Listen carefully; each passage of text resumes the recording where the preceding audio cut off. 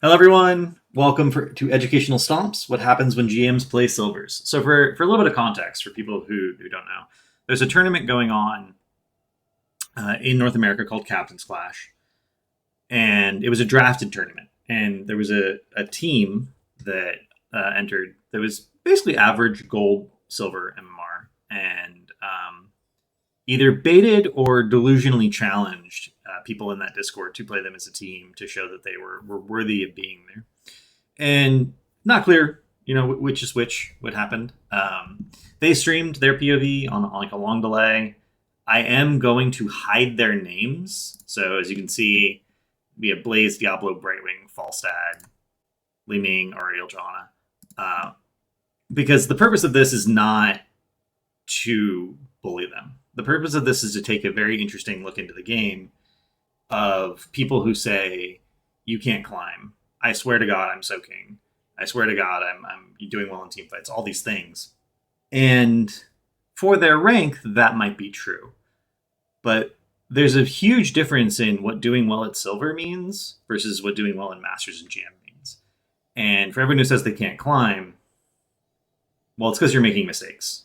You don't realize you're making mistakes, often because they're not being punished, but you're being inefficient. Things are happening, and all of those mistakes are fixable. And I'm not even willing to say that GMs don't make mistakes, because they do. But the mistakes they make are different and often less obvious. But what makes a mistake obvious is highly contextual to how much you know about the game. So we're going to go over 4 replays. Some of them we're going to go over a little bit quicker. Some of them we're going to go over a little bit slower. And we're just going to talk about the mistakes that are happening, because that's the only useful, like, you can get some drama out of this, but the only useful educational thing these are the mistakes that people are making. Let's forward a little bit. The battle begins in 1. Okay. Initial wave crash. Wave crashes at 22 seconds. I will say that I don't think a lot of people know the exact time, even in GM, that the wave crashes. But what they do know is the waves don't show up right away. So they don't just walk out into the middle of the lane for no reason. God damn it. Can I turn off chat? Is there an option for that?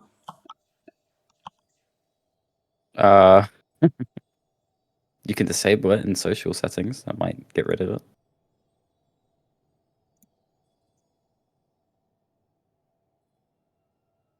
I went over so many things, making sure. Like, I can't open tab. Control-Shift-C turns off chat, according to chat. Aha, it's gone. Okay.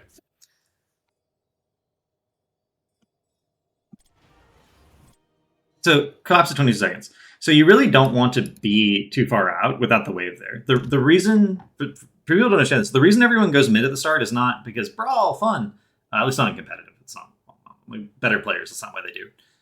They do it because if you clear the wave faster in mid, you get prio and then can leave. It's dangerous to try to force that clear in like a 5v4 situation, in a disadvantage situation. The only way to make sure you have an advantage situation is for everyone to go mid. And we've actually seen a couple of times competitive where people tried to, like, okay, you can have prio, we're just going to stick 2 people behind the gate, and we'll have, one person up here already, one person down here already, because we know we can win. And, like, good teams will just instantly clear the wave, but then push as 5, kill a tower for free, right? This is the safest thing you can do. And here, we're checking bushes. We're stepping up and slowly establishing position. Because we know what's going to happen. And here we're doing a little bit of potentially punishing. We're speed clearing the wave. So all the heroes with wave clear, Mathael, Li Ming can do Li Ming things with... For those of you who don't know, there is a very specific way you're supposed to clear waves as Ming. As soon as the wave gets into this position, either from the top side or the bottom side, you arrow or Q the Q in one auto kills the melee minion, and then that opens up an angle where you can orb most of the wave from the side. So if your team is helping you, it's even better. They can, like, Li Ming can actually clear waves in roughly 8 seconds by herself doing it that way. It takes more than like 12 if you don't do it that way. But Johanna has wave clear, not stepping up to clear the wave. The one thing that Johanna does in the early game better than other tanks is just clear waves so that you can have prio. So there was no punishment here, but there was no proactivity.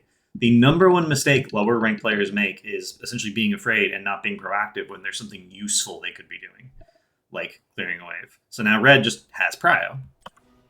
And they didn't, what did they do? They cleared the wave and leave. They didn't clear the wave and continue to brawl. They just cleared the wave and left. If you don't clear a wave, don't clear the initial wave, that's bad. If you clear the wave and brawl, that's also bad. Don't do these things. Blaze. Losing matchup. Just letting Malthael clear the wave and backing up, not sacrificing any health. There's no reason. One of the largest mistakes people make in the offlane is just going hard in a 1v1, even if it's a losing matchup. It's just like you don't have to be winning all the time everywhere. You can be conservative. It's allowed.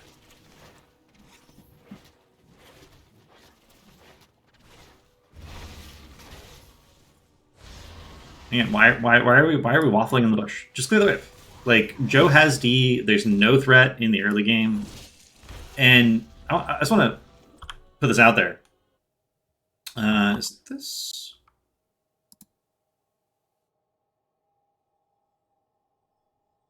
Is this one? Johanna has cast Condemn one time so far this game. One time. Has not cast Punish at all. The standard wave clear combo for Johanna is to condemn a wave and then Q it, and then sometimes even E it, even though that drains a lot of your mana, because clear speed and efficiency matters a lot. This is 111 into the game, so there's been 2 mid waves that Johanna could have been clearing and 2 bottom waves. So assuming Johanna was doing her job and just clearing as much as possible, she minimum would have 4 casts of Condemn and 4 casts of Punish. She has 1 cast of Condemn. If you are not clearing waves and doing PvE efficiently, that's one of the reasons you're low rank. Being very, very efficient in PvE is something that just makes you have more time to do everything else and puts more pressure on the enemy team, because then they also have to be efficient or they're automatically going to fall behind. Particularly when you have a butcher, right? Particularly when you have a butcher, because you just need the butcher to get stacked as quickly as possible and pick up his meat. Well, he picks up his meat from waves being cleared. He's in the 4-man even. Like, you could be helping actively stack him. And instead you're just kind of like, nah. You're not going to... No one's going to die this way, right? No one's going to die if you're just incredibly conservative. No one would also die if you just sat in core and AFK. Like, you have to be doing things proactively and being efficient on the map, or it's just equivalent to being AFK, right? A lot of silver and gold games and bronze games are literally 5 AFK players versus 5 AFK players, from my perspective, in terms of how inefficient they're being. So learn to be efficient. Think about what your hero's kit does. Easy gank here. Really important. I think a lot of people...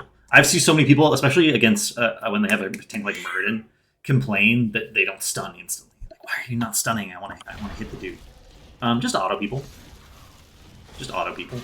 Save your damage cooldowns for when a kill can realistically happen. So Blaze D's here because Falstad is here. Falstad comes from over the wall,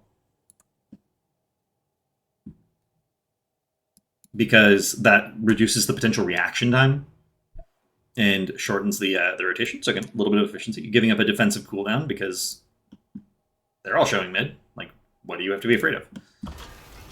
And then the number one thing Malthael can do to escape ganks is actually kite to your side and then W back and try to run. So in general, you want to save your CC for when it is most likely to land. A lot of people are like, oh, I'm starting a fight, I got to CC instantly. No. You got to CC when it's most likely to land. That's when you have to CC. So the most likely time to land a CC on Malthael specifically is when W's on cooldown. So you just auto him until he uses W. And then you try to stun him. Which is literally exactly. And then he dies. And then what do? We have a kill. We have a kill. What do? We immediately start pushing the wall. It doesn't matter how much damage we get here. It just matters that this is the correct thing to do. We're going to start hitting the wall. And this is the worst mistake Blue has made so far this game, which is they over-rotate. You never react to a gank by sending everyone into that lane, because then this lane is not being soaked. And I'm actually gonna bring this up for you. Like they're already the 342 from the hero experience is like half a wave roughly at this level, but they've missed an entire wave of soak, and they're going to miss more soak down here because they're all top. So this is over rotating. In general, you never want to send your entire team to a lane because that means that there's somewhere on the map that's just not being soaked.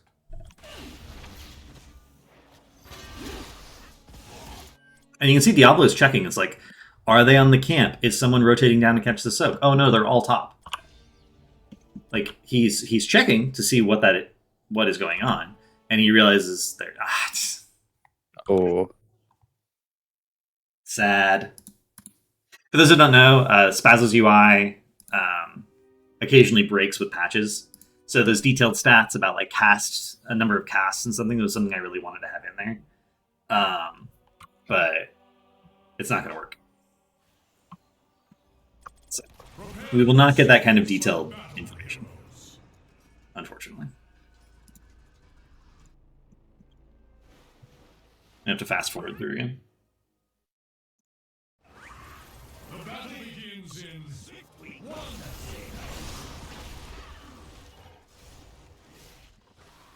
Red team draws first blood.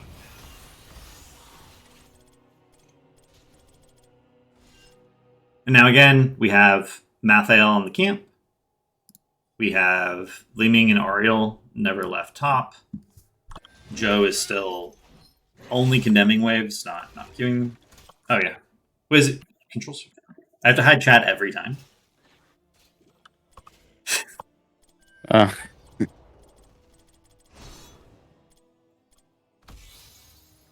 Joe just left midwave and walked bot. Yeah, I don't. And again, you can't leave a lane until it's cleared.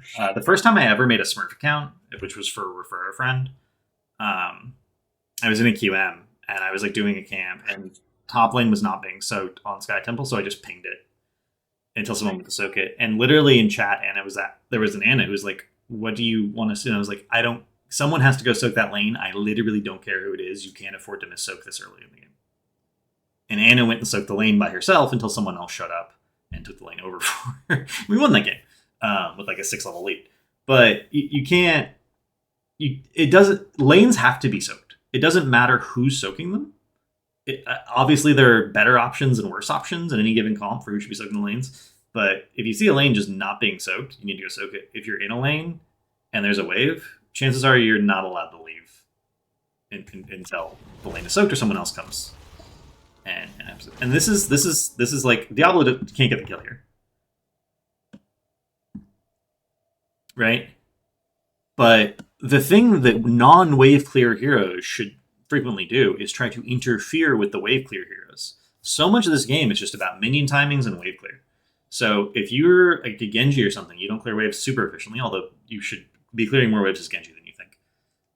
But you can be like, oh, they have a Jaina. I'm going to harass her. I'm going to make it so it's harder for her to easily go between lanes, and that's going to effectively give them less wave clear. Tons of the game is just about having wave clear and making them not have wave clear.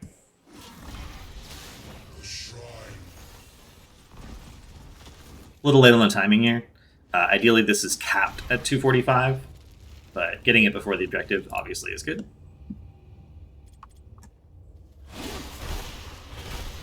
Look at this. Like, Maiev is not really in a ton of danger here, but look at the numbers. And her team is split. She could get the Brightening Z, but she doesn't want to force the Brightening Z. So again, being relatively conservative. Just waiting. Kiting backwards.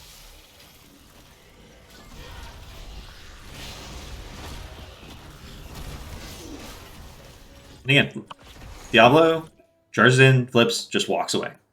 Sometimes you just... Which team is Homo sapiens? I'm going to leave it as an exercise for chat to see if you can guess which... Hopefully it's an easy exercise that you all can pass.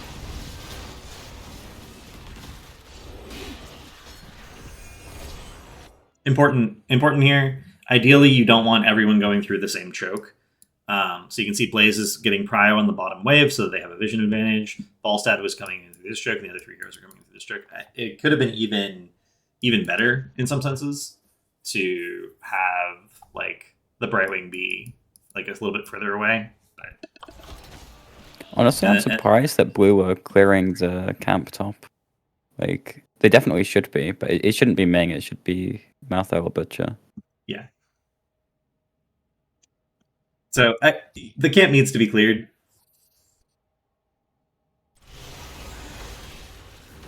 But ideally, it shouldn't be the Ming doing it. It should be the offlaner. It should be Malthael.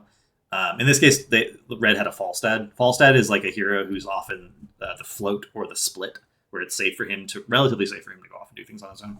So if the camp had been top, Falstad could have cleared it. But again, Blue was incredibly inefficient. Because Blue was incredibly inefficient, they didn't have time to get the camp. Red also made some like relatively small mistakes, so the camp was late. But late is not doing it at all. Not doing it at all is much worse.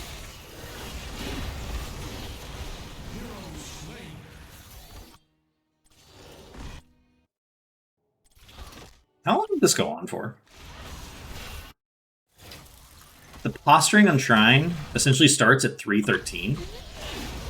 And they never really leave the Shrine completely, right? They're constantly going in, going out, getting a little bit of sustain, generating a lane advantage. Still focusing, even to some degree, on getting 7. So I think a lot of people, I know a lot of people have the impression that fights in HOTS kind of start whenever the tank goes in. This fight has been going on for over 30 seconds at this point, right? Or 20, 25 seconds. And it's just, it's all a matter of posturing. It's a matter of players on the right team. One player on the right team was Fancy Pants, who is, of course, a GM / CCL / very competitive player. I don't think anyone else was anyone super important. They're just all a random mix of masters and people who have some competitive experience. They were on, I asked Fancy Pants this, they were on in-game voice. So they did have comms, but he said, quote, we weren't talking much. So this isn't like a super try-hard, very coordinated, micro optimization. This is just a bunch of masters playing generally as well as masters do.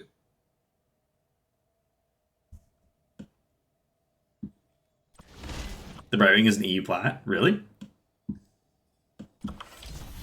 Okay, and now we finally have where the fight starts. A lot of people, and again, I'm saying this because I've coached literally hundreds of people over the course of my career in HOTS, all the way from bronze to HGC level players, and generally like silver, bronze players, like, oh, the fight starts when the tank goes in, and that's like.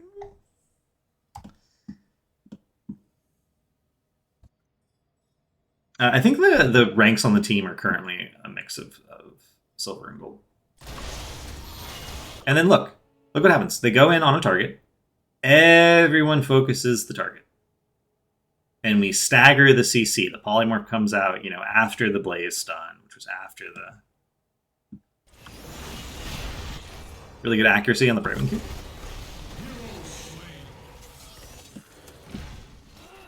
And then look. Even though everyone on the enemy team is like really, really, really low, and we have technically a 5v3 here, we're just like, oh, well, we got a kill. That's going to secure us the objective. We don't need to chase anymore. Over chasing is the mistake I see most, literally at all ranks, even at masters. Sometimes just don't.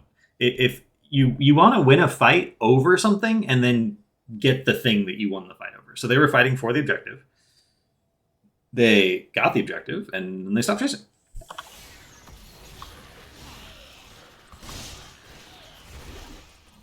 Diablo just chilling, getting souls. Mounted, just in case. If anyone accidentally stepped up too far, he could have like EQ'd them. Waiting to see if anyone's going to make a mistake. Can you get a kill? There's no reason for him to be like helping clear the shrine. Other people do it faster. He doesn't actually substantially increase the speed.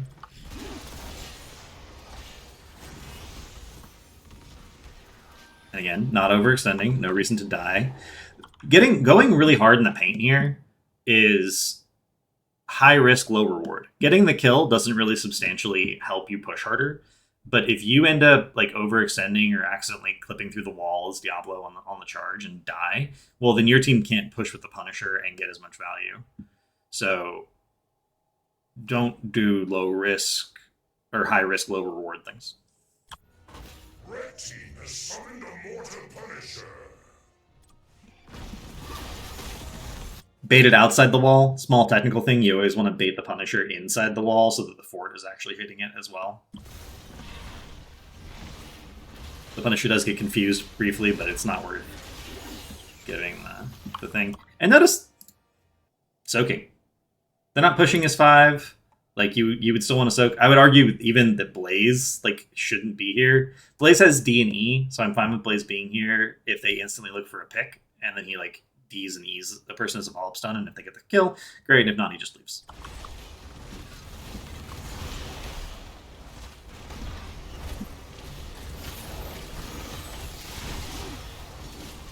Did he leave?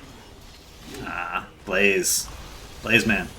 And again, this is a problem. I guarantee you in competitive, Blaze would have left as soon as he did the ED.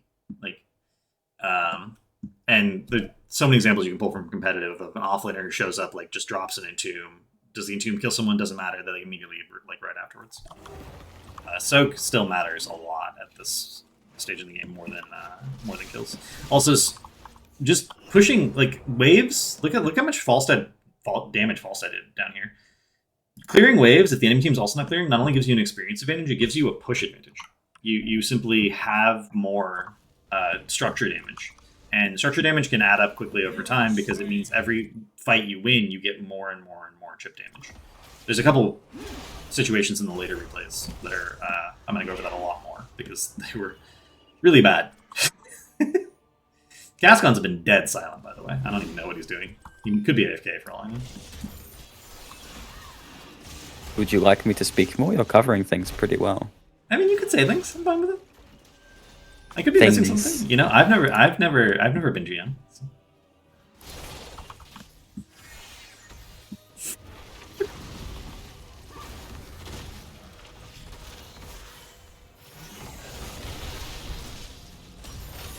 Blaze got Prio on the wave, came down, tried to look for something, didn't get anything, immediately leaves. Mathiel's doing the camp. Bad timing for the camp.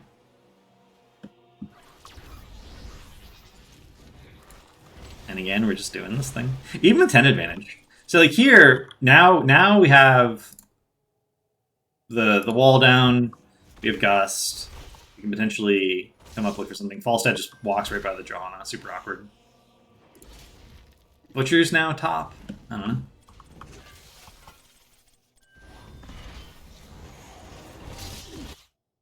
Tries to APOC combo the Li Ming, misses. Important note, I think a lot of people here would hit R button and feel like, oh, I gotta go in no matter what.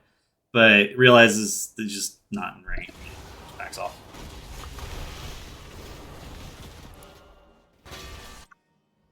Knows the rotation is going to come through.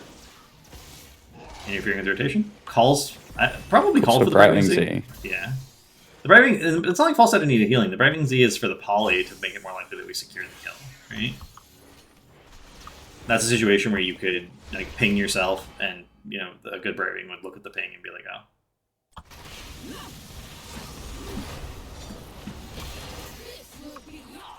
But like the whole difference between these two teams is that Red Team has been like looking proactively the whole time. Like they had APOC, they looked for Ming, didn't get it, whatever, but they were still looking. Whereas Blue Team is like... Yeah, Blue Team hasn't looked for anything. And in fact, the only time this whole game they look for anything is going to come up in a bit. It's like literally one time with Lamb. And that's not enough. You need to be looking for something literally every time your cooldowns are available. If you're playing Johanna every 60 seconds when Blessed Shield is up, you should be looking for a pick with Blast, and after that you should just be, macroing. Ideally you get picks like around things, like you win a camp, you win a boss, you win an objective. But yeah. Better players will always beat you if you're being purely reactive.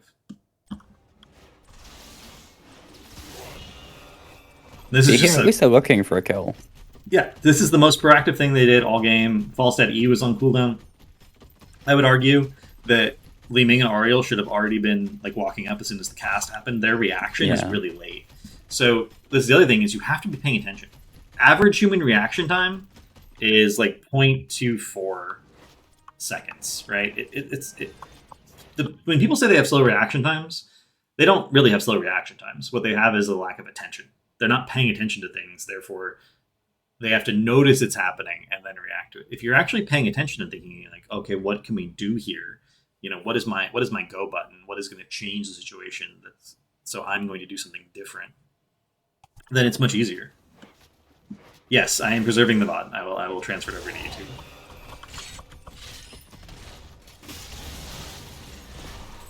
Like Li Ming not being in range, doing the combo wrong. They could have killed Falstad. Like if they had just played better and been more aware, they could have actually killed Falstad. And I think that's the only time in this game where that realistically like had a chance of happening. And but here's the thing: is going for that basically completely sacrifices the shrine. So they're getting a chance at a kill. It's not even guaranteed because if Brightwing Z's fast enough and cleanses, it's still like marginally even. Unless Li Ming does the combo perfectly, in that case it's definitely 100-0. But you're giving up the entire objective.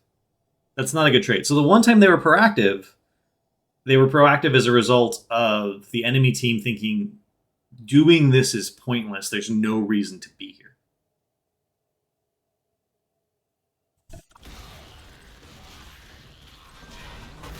And I guarantee you, if they had gotten the kill, they would have walked aimlessly to mid or something when they should have pushed top with all the people who were there. If they get the kill, everyone should just start hitting the wall. I don't know if ganking was their best option. Butcher's not a real hero until he's fully stacked in terms of meat. The only thing he contributes at that point is a stun. So you really need to be like actively looking for picks. Yes, to get him stacked. But you're pretty far down. I don't know. And they're doing it again. They've got the wrong hero and they've got wrong lanes. Ming is defending top alone, who is your only ranged hero against the Punisher. And your wave clear heroes are all down here. Yeah, so this is something I always talk about, but I can't talk about it enough until everyone starts doing this as a default. The most important thing to have happen when you're defending against an objective push, because the objective baits all shots from your towers, is clearing the minion wave. Minion waves are not considered threatening by a lot of people, because I think people are used to like getting hit by minions and being like, oh, that's not that bad. Or watching minions fight minions and being like, oh, they don't do any damage. Minions do 50% damage to other minions. So when you're watching a minion fight a minion wave, it doesn't look impressive because it's not. But minions do triple damage to structures. So this 42 base damage is 127 damage to the structure. So 3 range minions is doing over 360 some odd damage, right, to the structure. A level 12-ish Greymane in Worgen form is doing like 500 to 600 AA DPS. So 3 range minions is literally almost a Greymane hitting your building. If you can wave manipulate it and stack the wave, you can get 6 range minions on a push. It's actually insane. So you need a range. You need to clear these. You need to clear these if an objective is pushing by like a lot. And so how do you clear these safely if people are like pushing in and proactively moving around? You need a ranged hero who can clear them, right? A ranged clear hero is one of the most important things you can have defensively in any comp. There's a reason that like Chromie and Gul'dan were so common and in HGC we're so common and competitive. And then Chromie is now really common. Junkrat's really common. Like Gul'dan's been a little bit supplanted, but like these heroes exist to do this job. They didn't draft any of these heroes, and they had complete control of their draft, other than bans. It was a normal draft situation. But also, they're just not. They're like the one hero that could potentially safely clear it from relatively far away. Li Ming is top. Ranged is a really important utility to have in your format. So being in the wrong lanes, really, really bad. There's actually no way they can save this fort, especially into a Frozen Punisher.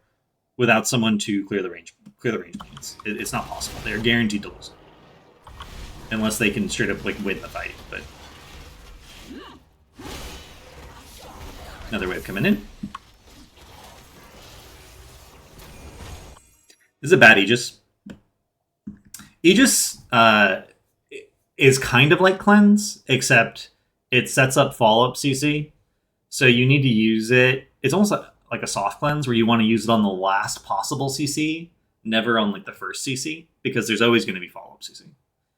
So, and people used to, take things like Chromie that could target where the Aegis and time it out and like do the burst damage. And Napoc on an Aegis is like super, super, super easy. And we actually do have the Falling Sword, though. We've made up for the bad Aegis with the good Falling Sword. But Fort's dead. Falstad proactively flies in. Gusts everyone in. A bunch of kills happen. This does end up being a penta.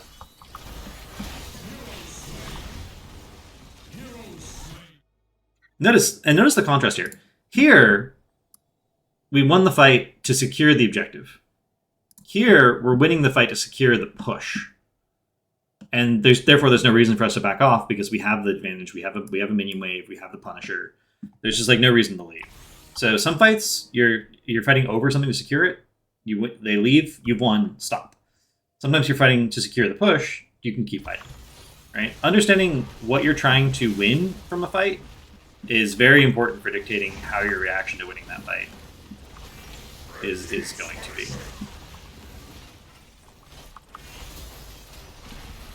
Here we have the minion wave to tank.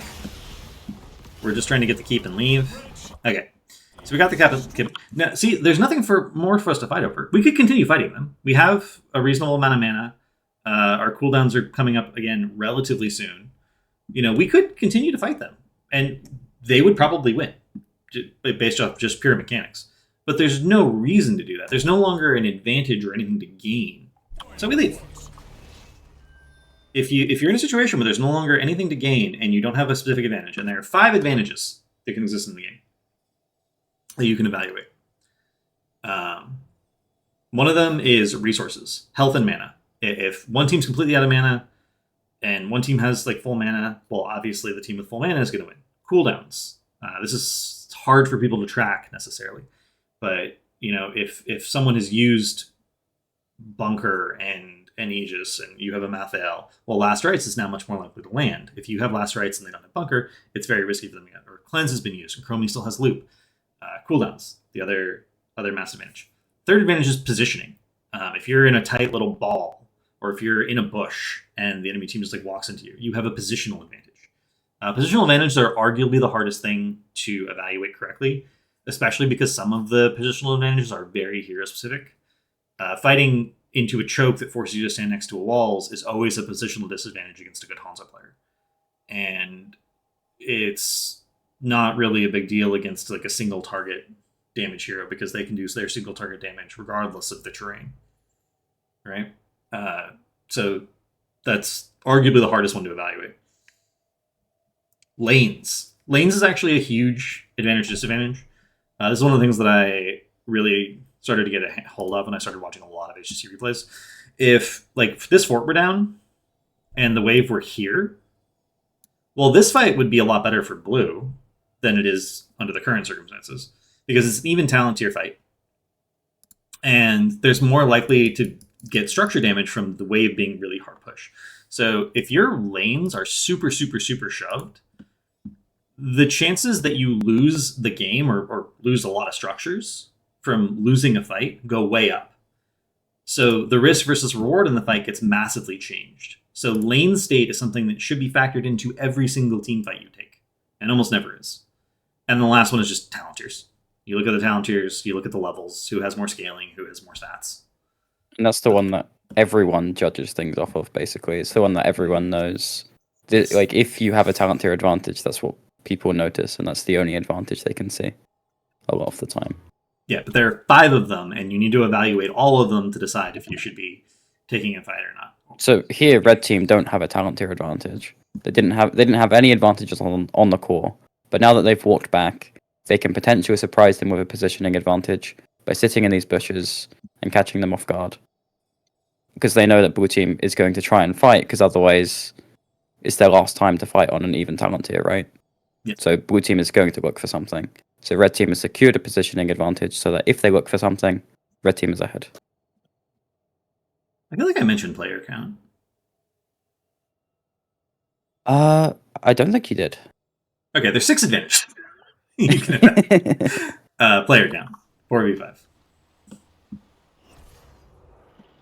And Face check, even you can push. like even if you want to be super fussy, like not every talent tier is created equal. 13 on average is the weakest talent tier because it's for most heroes it's a lot of defensive talents. There's some exceptions. It's one of Tracer's strongest talent tiers, for instance. But like 10, 16, 20 are easily the strongest talent tiers on average. For some heroes, 7 is like a massive deal. Diablo really doesn't ever want to fight pre-7 at all, like period, unless the enemy is just like literally inting.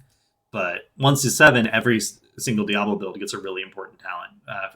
Q build gets a lot of burst. W build gets reset. A build gets reset. So, yeah, don't forget position. Position's an important. And Joe face checks the bush, gets out with Falling Sword. Which is honestly a pretty reasonable trade. Like, they didn't use any heroic cooldowns or anything. They have mid-fort. Maev is just farming resets. Forced to use a talent defensively, you never want to use or be forced to use an engaged talent defensively like this. Every time I see Bless Shield, Joe Bless Shield for peel, it just like hurts my head. Like you take Bless Shield to get picks. It is better to die. In many cases, it is better to die with an engaged cooldown up than it is to use it and then not have it because now you're not very useful anyway. Like being dead and being useless are functionally the same. Should you consider level disadvantage? Yeah, level disadvantage is fine, but you just have to remember that you're going to be a little bit weaker, right? But like 16 to 19 fight can easily be favorable, especially if you're a comp that is behind because you have better scaling, right? If you're a Mephisto comp and you get 16 against like a tempo comp, then you might arguably be stronger. This is a little bit YOLO. I don't like this. They're low, but they're diving underneath towers. But at this point, I think everyone on red team is like, can we end the game? This is really boring. They're not doing anything. Because it's almost, it really is. It actually works. AI are more proactive than a lot of silver and gold players. It actually is really boring to be a player who's used to playing very proactively and then having people do things to stop you. It just feels like you're like a dead weight. You're just like punching. There's nothing's happening. It gets really boring. People lose focus. This happened. I guarantee you this happened in game 2, 3, and 4 because I talked to the players. I didn't get a chance to talk to anyone in this game about it specifically. I think Fancy Pants said in Hasu's chat that he left because it was very boring. Yeah. If I recall. Now we have 16. Now I'm totally fine with just running it. Like, honestly. I'm also really happy that Blaze is here. Because the next objective is top. So he's proactively making sure this lane is pushed. This is actually not as suicidal as it looks from Brightwing. One of the major things that's important to understand about Blink Brightwing is you're always safe to push up into a lane as long as you're ahead of your minion wave, which is not normally something you do on other heroes, but I'm writing specifically because your minion wave gives you a safe place to blink backwards to. You can actually pick up soak and then leave. Red team has destroyed a fort. I kind of want them to just take the camp. There's this brawl going on here, but like they can take the camp and either they get it for free, but Blue's out of position, so we're punishing it.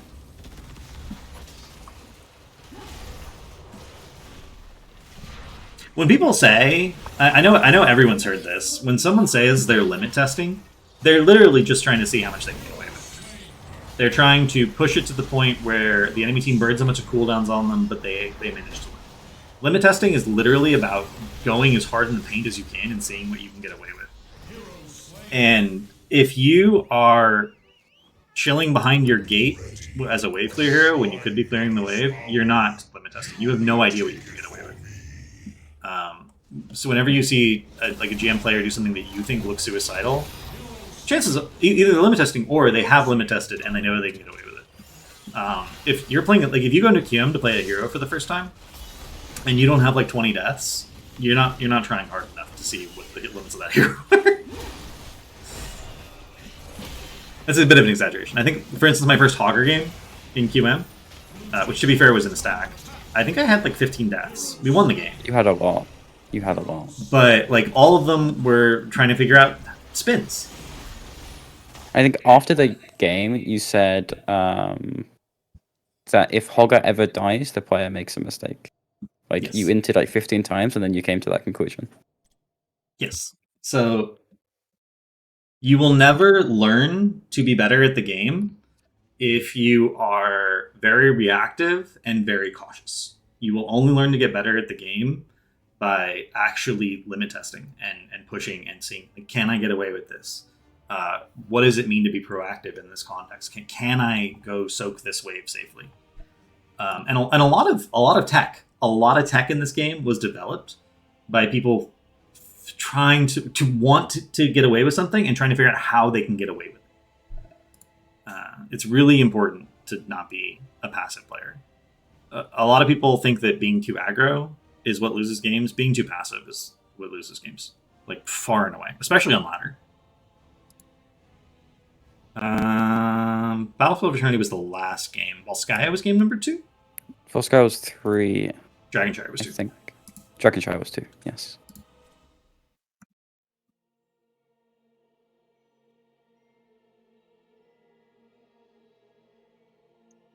And Killadin is GM number 2 on the ladder. Oh, Killadin is potentially the best pub stomper in the world. He is very good mechanically, very good at playing into worse players. And that definitely shows this game. and I really appreciate it, specifically. So Killadin's on Phoenix. There's no game Have here. you got this game open, or is it still black? I have it up. It's open on stream. Okay. You can see it on Discord, right? No, I can see it in Discord. It's just I have your stream open and it's black. Okay. But, Yeah, the but I hotkey guess. is Alt N for changing the names, so it's really easy. 3, 2. And we do have Cascon on Mouth. Cascon, it's worth noting, went to build designed to farm people who overextend. I didn't play it well. And he didn't, according to him, he didn't play it well. He played it, like this guy who used to be really good at Mouth and hasn't played Mouth in 6 months. Again, we are proactively establishing control. We have complete control of the triangle. This is called the triangle of death in competitive, because if you control it, the enemy team walking through it means they die.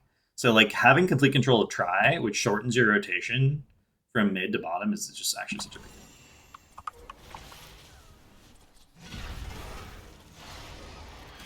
Oh look, we have a Joe who's stepping up and instantly clearing the wave as soon as the wave gets there. Didn't queue the wave though. I actually... It's such a big deal to queue the wave. The wave would literally be dead if Joe had also queued it.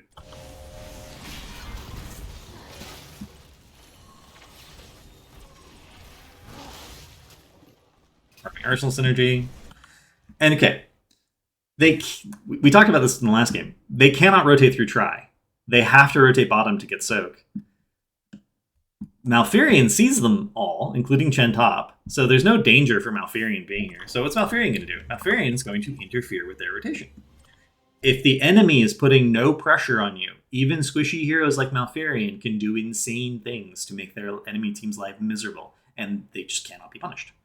If there was a hero in this format that could go over the wall, so there was some reasonable threat that Blaze walking down here could see, and then the hero can go over the wall, could like jump over the wall, then this would be a real threat. But there isn't. There are no heroes like that. So Malf can farm a stack of Treant, and now we're good.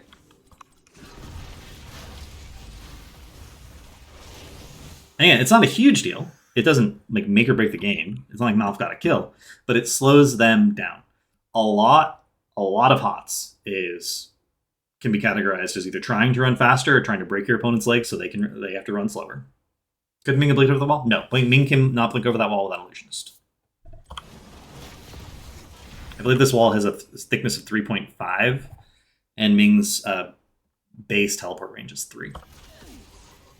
You think yourself worthy to wield the Dragon Knight's power? Prove it. Take control of the shrines. Can't she blink it? Okay. I mean, Ming blinking at pre-7 without E7 is also, like she can do all of her damage from over the wall, right? She doesn't have to blink the wall.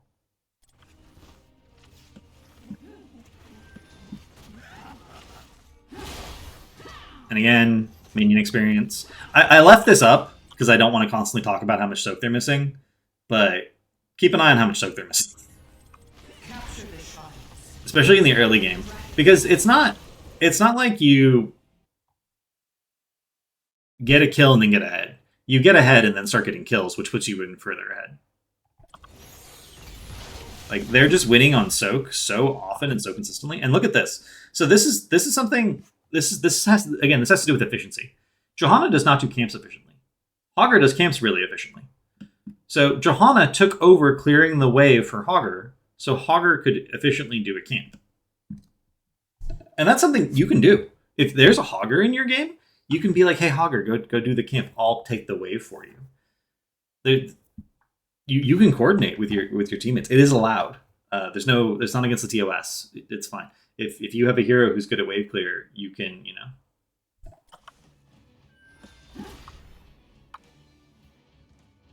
Joe makes it to the wave. If you want to get better at minion timings, by the way, like if you really want to get better at minion timings, minions spawn every 30 seconds plus a frame due to reasons. So there's a time that mid crashes on every single map. It's usually between 20 and 25 seconds.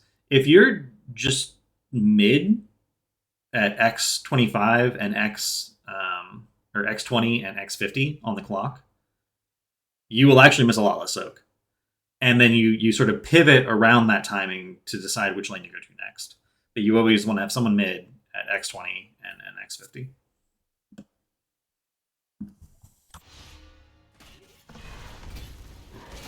And look, there's this brawl going on. What's hero damage? And, Joe's minion damage is 14k. That's but like Blaze has done like an okay amount of hero damage. Phoenix has done a lot of hero damage. And again, this is just down to pure efficiency. Really good Arsenal synergy resets from Phoenix so far this game.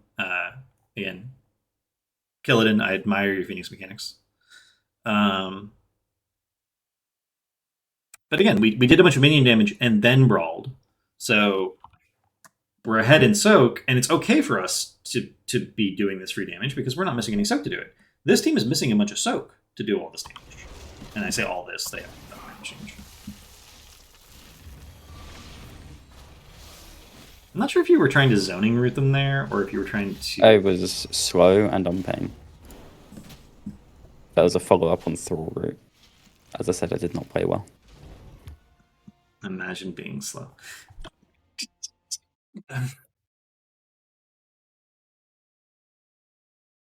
Don't leave the lane until it's soaked. Especially, there's a whole other wave coming. And again, it's important to know this. Because when the next wave is coming matters for a bunch of heroes. For heroes that have like wave clear abilities, but they're on very long cooldowns, Jaina Blizzard, Murky Pufferfish, Samuro Bladestorm. It's really important to know when the next wave is coming, because you always want to use that long cooldown ability on a full wave, not on a partial wave. So again, knowing the minion timings actually helps a lot. And a lot of GM players do it by feel. They don't actually know like the exact second. They kind of know it's every 30 seconds. Yeah, but I think knowing the exact second is like much easier for the way my mind works. For some people, it's better to like do it by feel, like rhythm. Important note: most offlaners cannot clear a bruiser camp by themselves. Rexar can't. Yrel will struggle a little bit. Basically, most offlaners that clear with spell damage cannot clear in the 1v1. And Chen has no clear at all. And it's because this gives spell armor not only to like heroes, but to all the minions. So it substantially slows down.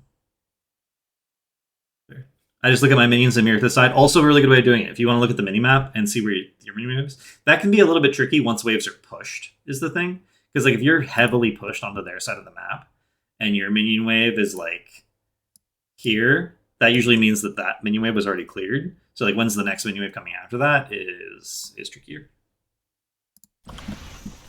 But this can't happen. HOTS is a team game. If you see a bruiser camp captured and you haven't captured your bruiser camp to help like clear in the so it's mirrored, you need to go help your offlaner, or they will not clear the camp, and there will be a bunch of free structure damage. There's some stuff happening down here, but it doesn't matter. Cascon almost died, but then didn't because his positioning was good. Oh, actually, I did want to talk about that because your positioning was good. Actually, it was bad, and then you fixed it. So gets hit by a raw orb. Is on ping, immediately runs away, and not only runs away, what is away in this context, right? Away has literally two definitions. Away could be this way, but it could also just have been toward base. But where's his team? Well, his team's over here, right? Generally speaking, this is not always true, but generally speaking, safety is towards your team, not towards your base.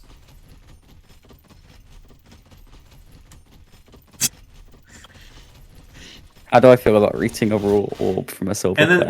And like this charge 100% kills him if the Butcher gets a couple of autos off. But because Butcher charged and then Johanna blinded, no autos went off. And then everyone boxed the Ming skill shots as well. Yep. It's actually very interesting that you point that out, because when I was playing the game, I didn't even think about it. For me, like I've done that enough that it's subconscious. I didn't even think about running to the fort.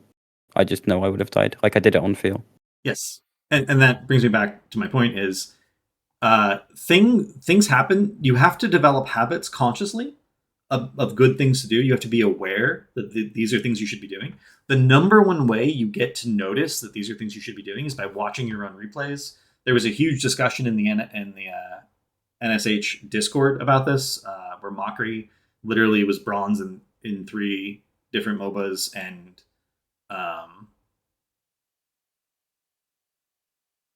started reviewing his own replays and got to Grandmaster in HOTS. Right?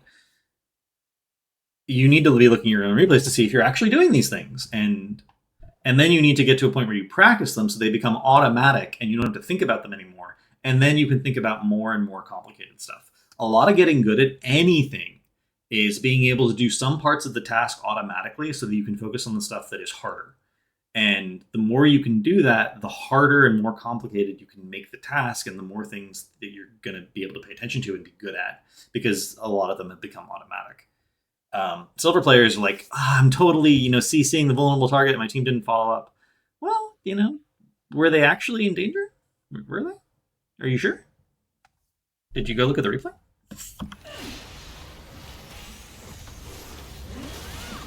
Red team draws first blood. And not only did Cascon live there because of his decision making, he allowed his team to kill the Butcher. If he goes to the right, there's a chance he dies, and there's a chance the Butcher can go into the bush and walk away.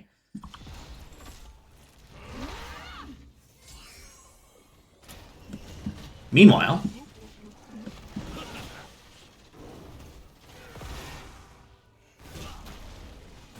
got most of the gate and a tower in a straight 1v1. You need to go clear camps when people take bruisers. It's not. And we're continuing to just, not miss out. We got another kill on Brightwing. I assume that happened because of Thrall Root. Just landing a raw root. And then back to efficiency. Getting an objectives can be used badly. It is possible to get an objective and not get a ton of value out of it. So what does it look like to efficiently use an objective? Well, A, remember that minions do a ton of damage to buildings, so you ideally want to push with a minion wave. B, make sure that damage incoming to the objective is as low as possible so that you can maximize the amount of time the objective is available. If your objectives are dying at 30% with 40 seconds left on the clock, that's really bad. Or going to 0% with 40 seconds left on the clock. You want to, ideally they would be at 1% health as the timer expired in most cases. And so we're kiting up here so that we're only getting hit by one tower, potentially. Focusing on the tower first, over the gate. I actually wouldn't have minded if everyone had backed off here and waited for the wave. I think that would have been completely fine, especially because... I think it would have been better. Yeah. And again, that's just a matter of being patient. We don't actively have any sort of thing going on, so we're backing up a little bit. And we got the front wall. Do we keep going for the fort? What is the advantage of getting the fort? Right, the advantage is a little bit of passive XP, and every third wave you get a catapult. But mid fort is actually the least valuable fort on Dragonshire because it's the least likely to secure you the next objective. So it's far better to get all of the front walls down and then pick either top or bottom fort. Yes, you did. Asmonshad is playing Hogger. He definitely stayed here way too long. And again, this is just something about offlaning. Offlaners are frequently last in, first out. You come to a fight, if something doesn't immediately happen, you immediately get a pick. And I'm talking like 10 seconds max in many cases. So he's been here for 6 already, I think. He's 4 seconds from just having to... Yeah, he should already be on bot wave. Yeah. Offlaners get the most frequent flyer miles in every game of pots because they have to leave, travel, and rotate the most. They're just constantly moving around. But he's on bottom wave now. Okay. Also, no one's bottom for blue team. Someone has to be soaking lanes. You're never going to come back. It is very unlikely for you to come back in a game. Mid fort helps control objective as well. Okay. So here to here is the distance from where your wall helps you control to the objective. This is the fort to the thing. This is really the choke you need to control in order to have control of the point, because if people can't walk through this choke, they can't get to here at all. Very small distance. Slightly smaller distance. Same thing here. This is the bush you need to control because it's fairly dangerous to walk on the point. Really small distance. Really small distance. Mid fort is the furthest away from the thing you need to control in the lane and gives you the least control over the necessary terrain. Does that make sense? Mid fort does the least. Mid wall arguably does some of the most control, and this is similar on Tomb, where mid wall does the most to help you give you an escape when you're trying to fight over the turn-ins, but it's the least valuable lane in terms of ending the game. Slightly different dynamic, because that's about ending the game. This is just about controlling, because you have to control all 3 of these points. Again, There's also, if we push mid fort in that scenario in a 5v5, like we have the DK, that's it. The DK then dies. Mid fort will still be alive. Then we're just in a 5v5 under their fort, and we're not going to finish it. Like not this early in the game. It's a relatively it's better small, to go for the towers. It's a relatively small optimization, but I've been talking about relatively small optimizations for an hour now, and the reality is that the more you optimize, the higher you will climb on the ladder. Like, you need to be doing things relatively optimally. You're just shoving. This is always. I was watching this live, and I was like, please go to bottom camp. Please do good bottom camp. You saw them all top.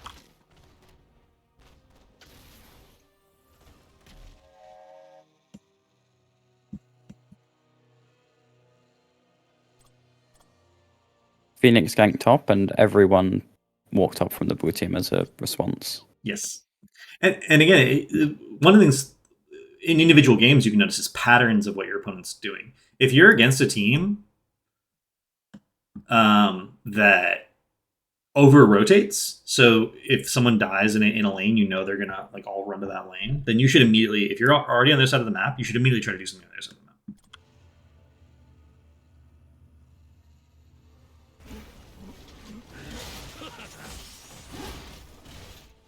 100% should have done the game there, because you don't need to soak mid. Like, Hogger is always either trying to double soak or soak one lane and then immediately go to a camp. You don't have to soak mid. You already soaked bottom. You should immediately go to a camp. Unless you think there's a realistic chance that that 2+ people are going to be there. But This is the camp where he didn't use trait, by the way.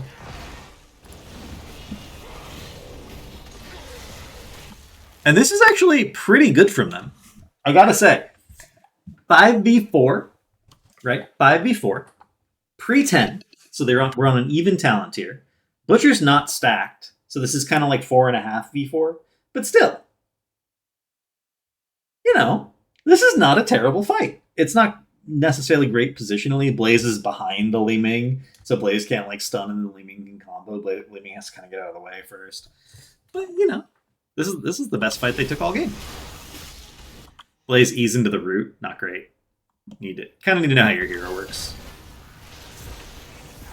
Chen lives for a long time with good stagger usage here. Brightwing. Chen kills himself. Actually, I think Phoenix didn't need to blink there. Phoenix could have literally just stood there and auto-gen to death. Okay, and now someone's died. See, and Butcher left.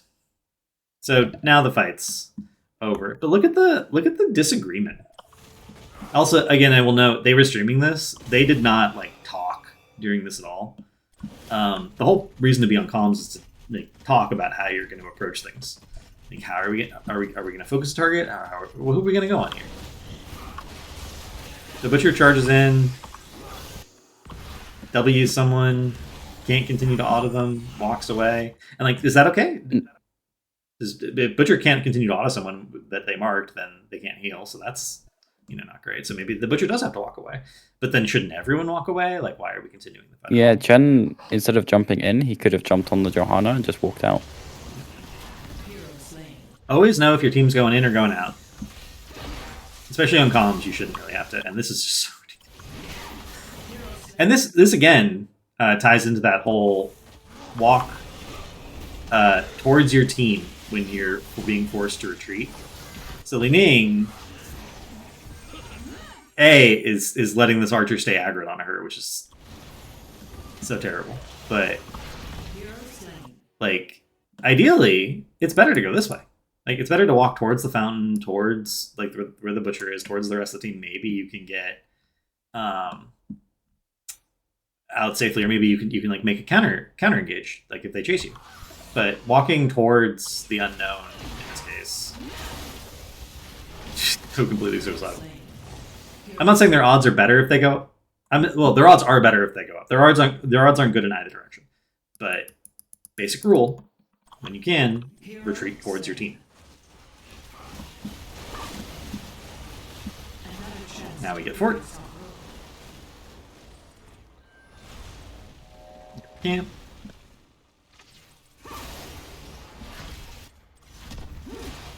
Joe's just clearing this wave. You don't really need two wave clear heroes clearing a wave. So I actually like the fact that Hogger's in the bush preventing this rotation. I kind of wish Thrall had tucked himself in the pocket and waited for someone to like come further down. This is guaranteed to secure the fort at this point. There must always Unless we leave? Why are we leaving? You. Oh, we're just getting DK. Because we're capping DK. Red team has destroyed a fort. I tried to We're gonna get the camp at the same time we waited for the tag. Nice. And now we're getting the last fort. Is getting the last fort better than going for the keep? Well, yeah, because as we discussed earlier, now that all the forts are down, A, all the lanes will be shoved, which makes it easier for us to control all three objectives, but B, we're more likely to get every subsequent objective. Things scale over time in this game. I don't know. Buildings, except for core, don't scale. So a level 20 hero versus a level 1 hero hitting a building is a really, really, really, really big difference.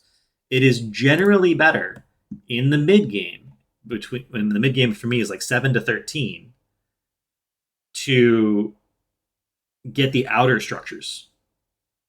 Post 13, you can consider getting the inner structures, because scaling wise, it becomes more and more likely that you'll be able to secure them safely, because your heroes scale and the buildings don't. But I've seen people again bitch and moan that they got bot 4 down early in bronze, get a DK, and then their teammate walks it at keep and it does nothing.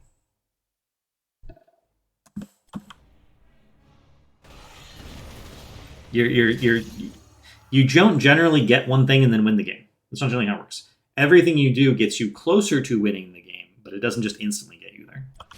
You gotta set up for long. There are exceptions. There are comps that are designed to tempo out games very quickly. Fast food is like a famous strategy that's designed to do that on purpose. Juice pirates, but that's not average normal for us. Again, resetting aggro while we wait for the wave. The biggest mistake from red coming up. From red is coming up right here.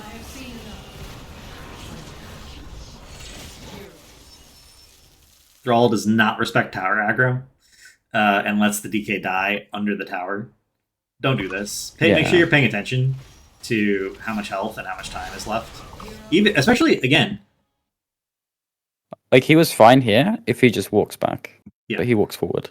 Also, the breath is really good. The breath does a lot of damage. You really don't want to waste any of the time. So, like, I would have been much happier if, even earlier, he'd walked back, not gotten as many shots, and just kept walking barely in range and breathing on the fort, and then backing up again. Walking barely in range and breathing on the fort, until this literally ticked down to 0 seconds.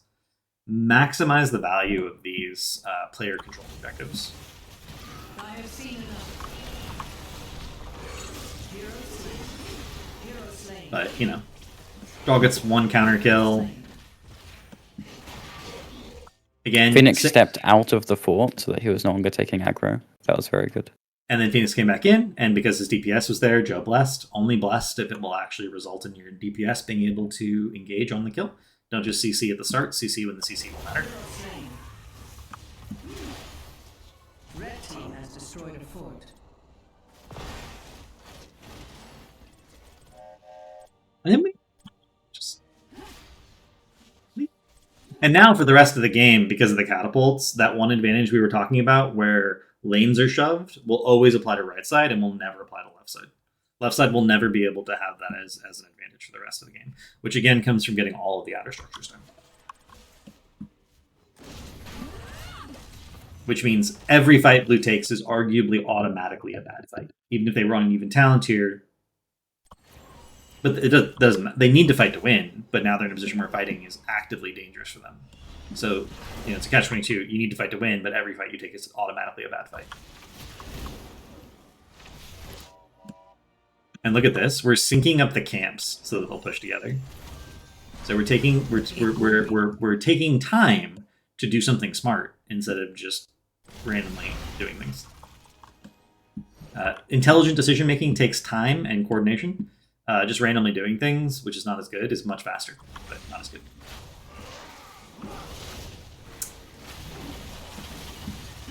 I will note, in HGC, when buildings gave experience directly rather than trickle, a 3-level lead was not super uncommon.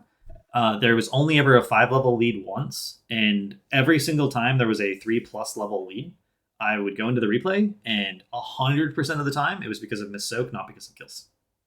You do not get this far behind by losing fights. You get this far behind by missing soak. They are 4K down in hero experience kills, but they're also 4K down in soak. I also want to point out, blue team this whole game has done one proactive thing, I think, in total. Instead of, like, they haven't looked for anything really, they've looked for 1 kill. But just not charged that many people. Chen hasn't gone in, Blaze hasn't stunned. Like, they're not looking to get, like, advantages, kills, or to do anything, right? They're kind of, like, even here, they're just AFK under the fort. And that's what it's like. Yeah, Barrel like is a the short majority cooldown. of the game. Barrel should be used on cooldown almost to, like, look for a pick. Yeah, like, he could jump in, look for a keg, maybe get Johanna in the wall, maybe get the mouth. And if he doesn't get it, he just walks out and then waits for keg again. Also, this is not what you should do when you're losing. This is what you should do when you're winning. The kills are 12 to 1.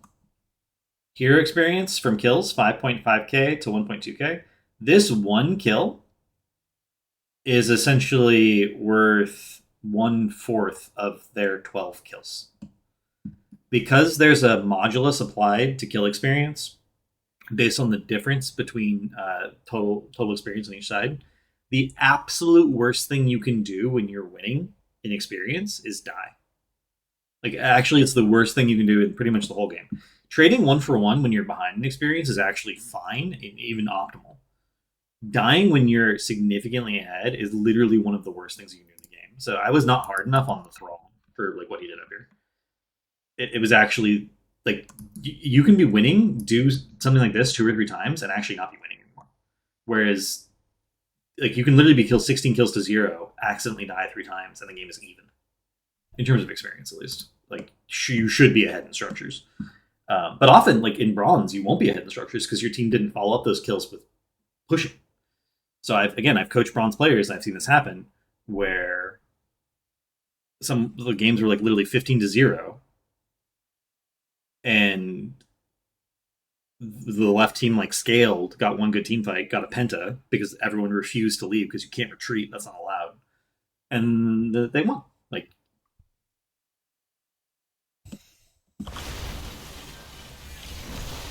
and yes, Kalkin is absolutely correct. The knowledge the other team is worse may be increasing their passivity and making them feel like they can take more risks, or it doesn't, like they're not likely to get punished. But that is again a mental game thing.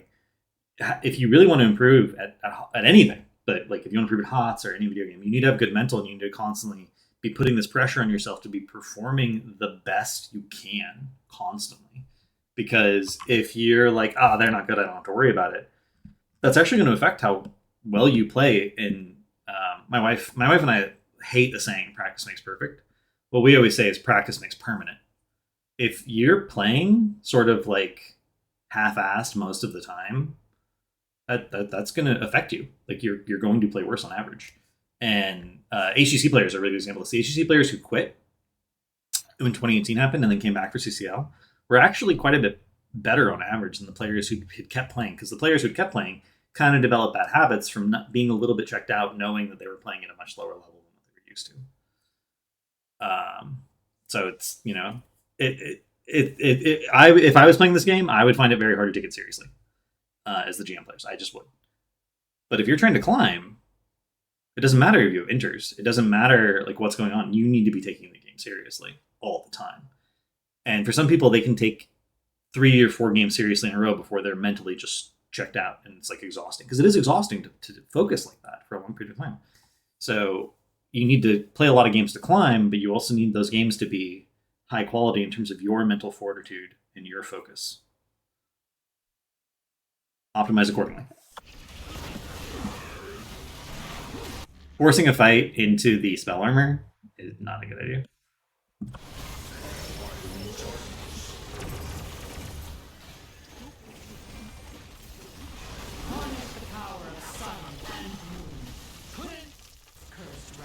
And here, like, even talent tiers, relatively even cooldowns. We've used a lot of cooldowns. But we have, you know, basic things coming back up. We're okay on resources. We just used Hortipole proactively. So, like, is this a good fight? Well, we have, again, lane advantage. There's a catapult coming this way, so this one will be continuing to shove. And we have the camp pushing. So, and we have pretty good positioning, right? We have a slightly better arc. So 5 out of 6, you know, check the boxes. And the one advantage that we're even on is just levels. But even then, we're like 3 levels ahead. We have a little bit more health, a little bit more mana, a little bit more damage. And still a talent tier up as well, technically. And still it's just a level 13.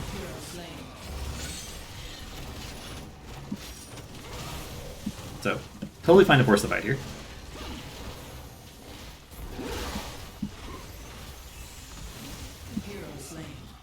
And contrast this with the Shrines game, where they backed up 13 to 15 getting a keep. Here, we're just a sliver from 16. We're good on resources. Blessed is up in 25. Like, we're 5v3. Do we have to leave? Because last time... This cool was someone said in voice, "I'm so bored, can we end the game?" I believe. So, like, I think realistically, people would have, like, backed out there maybe, but, like... Oh, I think staying here is absolutely correct. So, and we still have 4 siege camps as well. Yeah, just protect the siege giants. The siege giants will in the game. The clumping here, I disagree with. Augur should go a little more to the right. Joe should go a little more to the left. Oh. They're master players, chat. I asked them to do something, and they obliged me.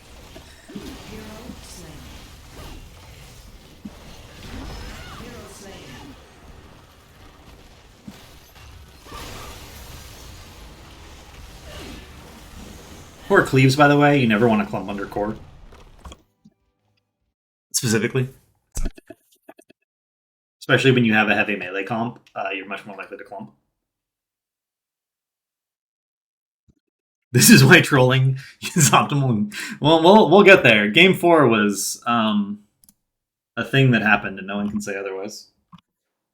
I feel like Game 4 was the game they were playing their best. They were being more proactive. Words. Okay. The Volskaya game, I think, is actually the most boring game.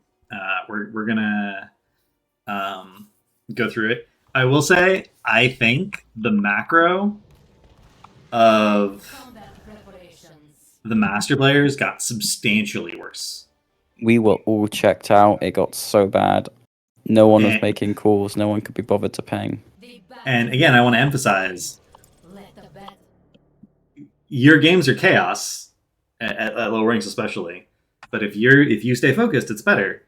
Even master players, when they're not focused, are gonna play worse. Like, that's just the reality. Like, look at this Anna. Anna should not be allowed to be this. This Anna was a new player. They didn't play in the previous game. Like, it's so disrespectful.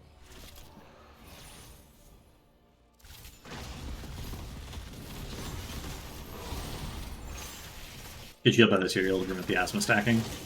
Again, we're having, like, Blizzard isn't an insanely good clear tool, but why didn't we just immediately cast Blizzard as soon as the wave showed up? Why are we being so slow to just clear waves? I left after D-Shire, it was too much. Yeah, again, I don't think these games were entertaining in any way. I think they're a little sad. I was very surprised at how positive Homo Sapiens was about how badly they lost continually. And they actually acknowledged that they were much worse than they thought, which was great. It was great to see that.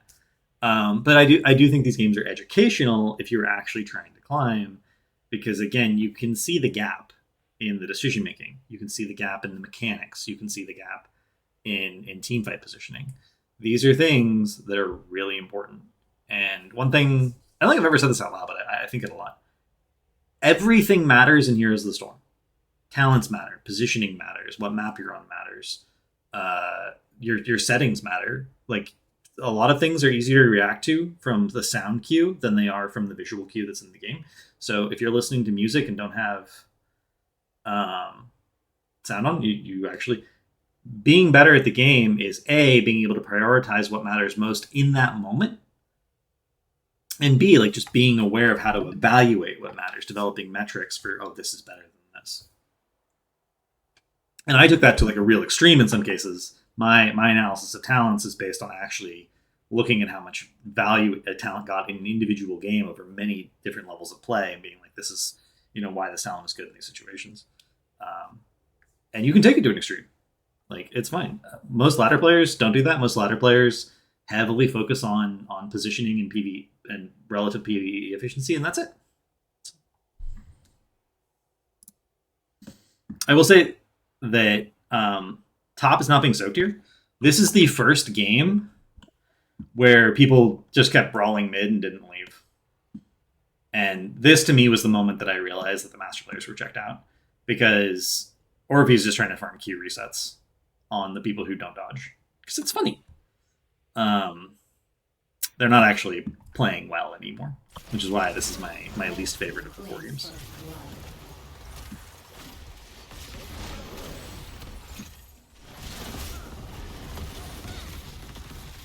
You gotta make a distinction. Like, some people, I'm talking about like loud music. I'm also talking about people who listen to music and turn game sounds off, because there are a lot of people who play HOTS with game sounds completely off, including, and listen to their music. If you want to turn the game music off, fine, but don't turn the sound effects off. Really good E, and I want that E prevented the Diablo Q. I think something a lot of people think is that like plat and below players don't have good mechanics in the sense that they can't like dodge a skill shot or reactively cancel something. They can. That's Twitch gaming. It's not that difficult. Most people can do that. It's, do you know you're supposed to do that? okay, if someone like told you figured it out on your own, great, you can do it. The things that are hard to analyze on HOTS are minion experience. There's no like indication other than the scoreboard at the top that you're missing this much soak. Literally, it wasn't in I think 2015 I downloaded Aliobs and started looking at replays. I was like, oh, minion soak is literally the most important thing, and everyone's missing it. But that's because I now had a tool to look at it.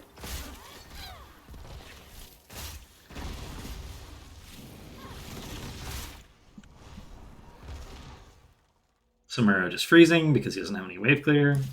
I will say that this comp also has very, very low wave clear, having just Orphea. Like realistic clear waves. Really awkward. And like this invade is incredibly unlikely to happen. We already talked about how you don't really want to fight early as Diablo, like pre-7. Anna doesn't want to step out this far onto the map at all because it's incredibly dangerous for her. She can easily get caught, so she doesn't escape. This is just hinting. But the main thing that you're going to take away from this game, in comparison to the other ones, is if you're just better mechanically, you can int and still win if the other people are not punishing you for the inting. The Orphea is Skeleton, yes. Meanwhile, Cascon doing the thing where he's, soaking via getting the camps. And look at the minion experience. Like, they're actually more than a full wave ahead in minion experience because of the stupid brawling that's happening. Like, blue team is They're missing all of top wave. Yeah, like, look at Leoric's getting this entire thing. And this is what you should do. If someone's not in the lane, you should just shove. Just start hitting the building. Like, blue is actively punishing red for just brawling. And it's beautiful, in a way.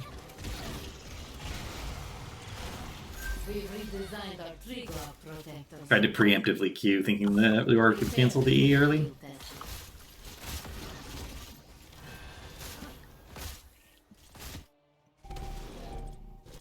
So now we're ahead again. But it took longer to get ahead because our early game was bad. So, and again, another very common thing I hear people say all the time, early game doesn't matter in HOTS. Well, it does. You can throw away an early game advantage, certainly, by playing badly. But you can also establish an advantage. In every game, in the first 2 games, we established a strong early game advantage by cryoing wave clear, rotating, and then looking to brawl and look for picks and slow them down. And here we're just brawling, and they actually ended up very briefly ahead. Oh, I also want to note, blue team isn't playing Butcher this game. This is because we saw them picking it every game and banned it. Going back and watching their VOD, they actually said Butcher was a key point of their strategies. So we probably shouldn't have done that, but we didn't know it was I mean, this is the only game where they had an advantage, and you banned it, so I think that speaks for itself. I feel like they did better when they were picking Asmodan instead of Butcher. Well, Asma hits waves. There's a... Rich used to say that there were 2 things that confused him. One was why Nazebo had such a high win rate, and 2, why Unending Hatred had such a high win rate on Illidan. And on stream, he was like, I think I figured it out. It's because it encourages you to hit waves. Nazebo encourages people to hit waves. Unending Hatred on Illidan encourages you to hit waves. And because you're hitting waves, you're winning more games.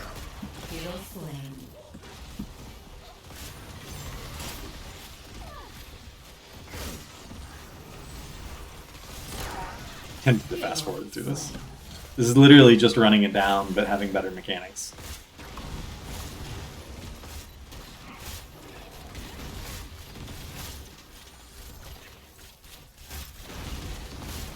Eventually, Samara will outlive here. I actually think Burning Blade was better this game because I do think that red is super powerful. I mean, what should blue be doing at this point? I mean, they should be trying to scale. Like when you have a comp that scales. So Leoric is a hero who really wants to have 5v5 team fights, like post 16, arguably, because his talents. Both of his builds have huge spikes in 16. All 3 of his builds have huge spikes in 16. And he's a scaling hero. He doesn't really get solo kills or do individual things. Asmo is not a hero until he's stacked. So you have 2 heroes that need to scale. One of them just by levels and one of them by a quest. And then you can fight. So like 100% of the focus should have been on things. Also, Vala with AA build, you can just give the first protector and have Vala follow it around and try to stack it. So I really think that what blue should be doing is just soaking every lane. But that's not different from the advice I would give in every other.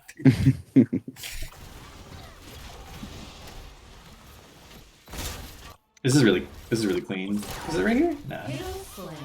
There's a point where Killadin intentionally saves his dash like a very long time. I think it's right around here. Good sleep by Mana.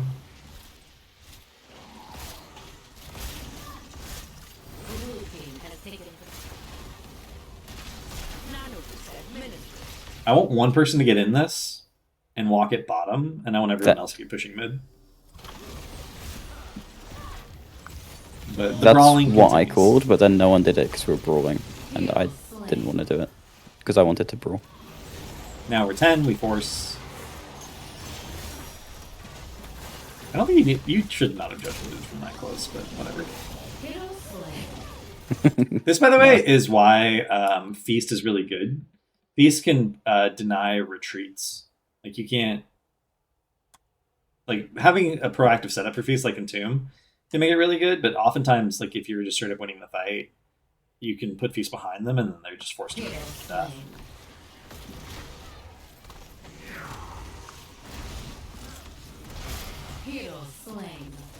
No one in my chat probably has these delusions about being unable to climb, but oh, this was standard Samuro tech. Q forward to get the kill, and then swap so the tower aggro resets. I'm gonna put this out there. Asmochad was so bored during this game, he did that 3 times and didn't remember doing any of them. He was like, I wish I'd gotten some cool swap kills or something. Again, you practice these things, they become automatic. You don't even really remember doing them in boring games. I can't climb, but that's because I'm bad. Yes! Thank you! That is the correct answer.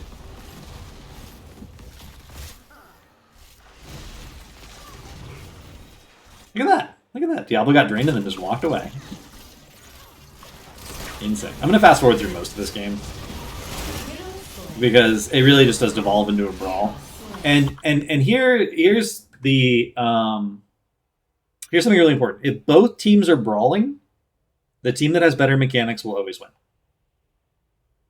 Well, the vast majority of the time. Accidents happen. If both teams are brawling, the team that has better mechanics will always win. If you're, Silver, you're basically doing a coin flip if you decide to just brawl all game of which team had better mechanics. You're literally just flipping a coin. Because everyone in Silver is going to have roughly the same mechanics outside of Smurfs. Which is actually frequently why people who complain about Smurfs is because they're always getting out mechanicked by the Smurf. And when you're always getting out mechanicked by someone, you can pretty easily identify that. But if you brawled less and learned more about the game, then it wouldn't come down to those coin flips.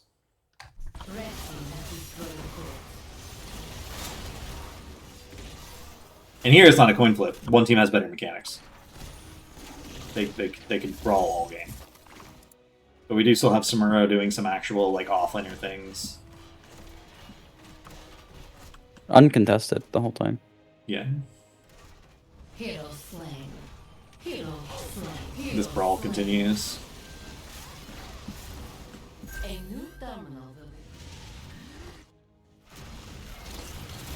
I actually even kind of wish you went reciprocate this game.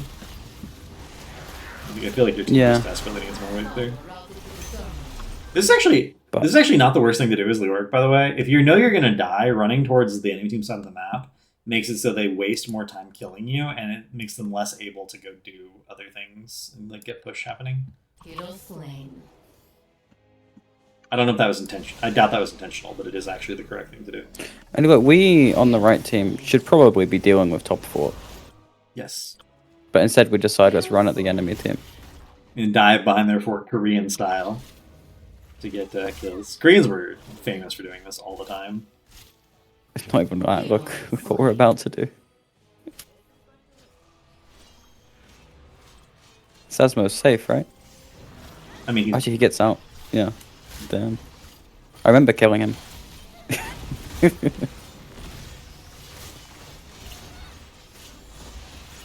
the VOD will be available. Red team has destroyed the fort. This is an impossible 1v1. This, again, comes down a lot to game knowledge. There are 1v1s you can win and 1v1s you can't win. Knowing what you can win and what you can't is actually incredibly important. Leoric wins 1v1s based on whether or not W lands. That's it. If W lands, Leoric can win a lot of 1v1s, especially if he's AA build. In the late game. When you're 3 levels down, the chances that you can win a 1v1 go way down. Zamro has 3 different ways to disjoint W. It's 2, isn't it? It's Q and swap. Yeah, I was thinking E-ing and walking away. Oh yeah. But yeah. So this is just a straight game knowledge thing. Either you know this or you don't. You cannot beat anyone who can break W as Leoric. It is not possible. So if you know it's not possible to win, and if the enemy team knows how to break your W, then like generally speaking, the better thing is just never take that 1v1. You're just kind of literally inting. And again, it comes down to a game knowledge thing. And sometimes there's like specific tech required. Dahaka versus Illidan is the example I always use because it was famously discovered that there was a massive difference in how people were playing the matchup between NA and EU on my stream because NA and HCC thought Illidan won and EU thought Dahaka won. And we just downloaded a replay from each region on Dragonshire where it was Illidan versus Dahaka. And the difference, this is literally the only difference. You guys ready for this? It's just mind-blowing. In NA, the Dahakas were either not tonguing or randomly throwing their tongue, trying to like outplay. And in EU, when Illidan Qs or Ws, he animation locks. Where he will end up is known, a fixed quantity, at least half a second in advance. Dahaka's Q has a half-second cast time. Literally, if you just wait for Illidan to E or Q and tongue where he's going to have to be, the tongue will always land. That's it. That's 100% of the tech. And I've literally, without exaggeration, taught silver players to do this tech in private coaching sessions just by drilling it. I played Illidan, they played Dahaka, and I was like, here's where you go. And like, there's a little bit of things you can do, but realistically, it's just an unwinnable matchup if Dahaka just knows that tech. That's it.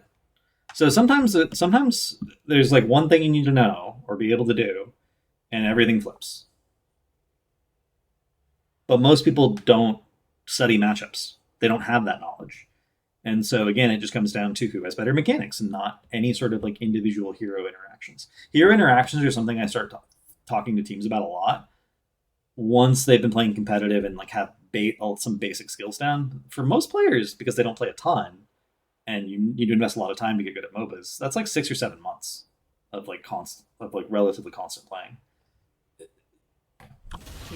It's very likely that Leoric doesn't know the smart matter. But if you actually want to be good at HOTS and climb, these are kinds of things you need to learn. Both so you can avoid being punished by them and so you can use them to punish other people. This is also why one-tricking is by far the best way to climb. Because when you one-trick, you know every matchup because you have so much more practice playing every single matchup. Because people are picking all the different heroes, but you're only picking one hero.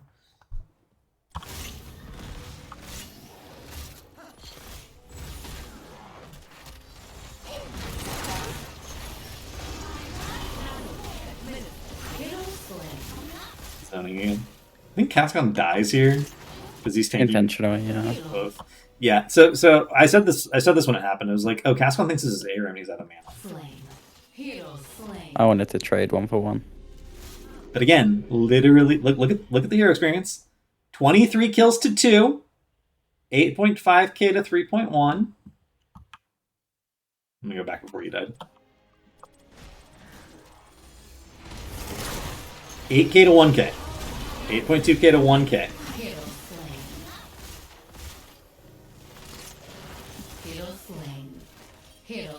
Literally the worst thing you can do in your head. They that is also 10 times more experience for a kill than we did. Yes. That is also an argument for one trick being a less popular hero, yes. And here's where I share the fun little bit of information that every single hero has been one trick to GM by someone. Even heroes that I think are absolute trash in competitive, for instance. People have one trick in the GM.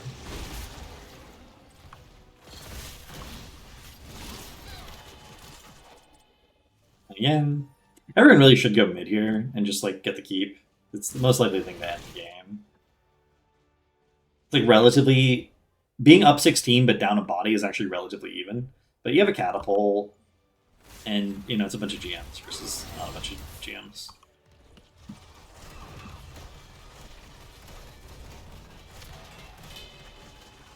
Hero slain. Hero slain. Red team has destroyed the fort. Hero slain.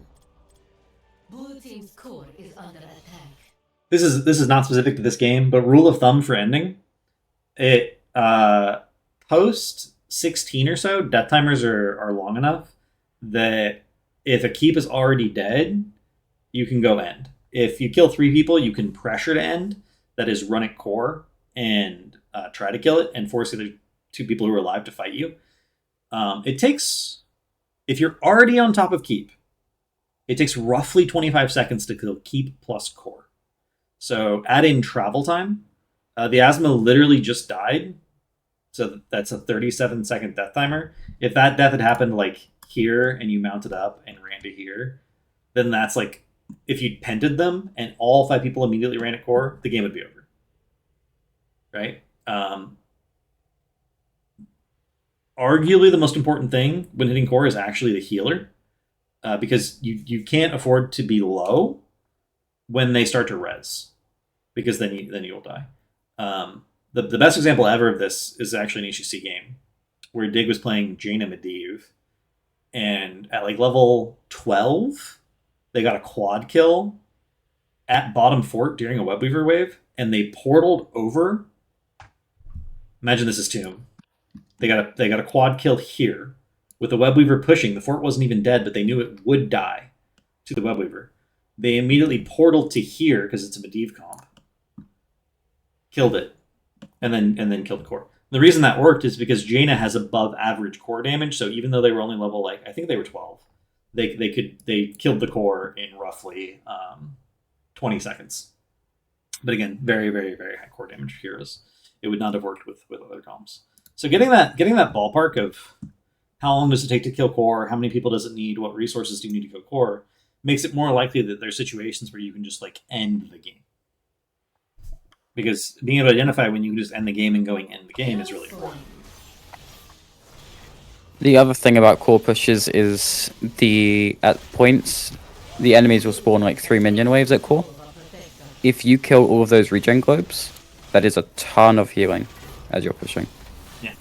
Like, it's a lot of healing. Do not ignore them. Yeah. Pushing, we talked earlier about how pushing buildings, you really want a minion wave alive. Pushing core with a minion wave doesn't matter because the core cleaves and instantly like kills a minion wave every time it shoots. But if you can keep catapults alive or push catapults up to the core, that is really good. That will substantially increase your damage on core.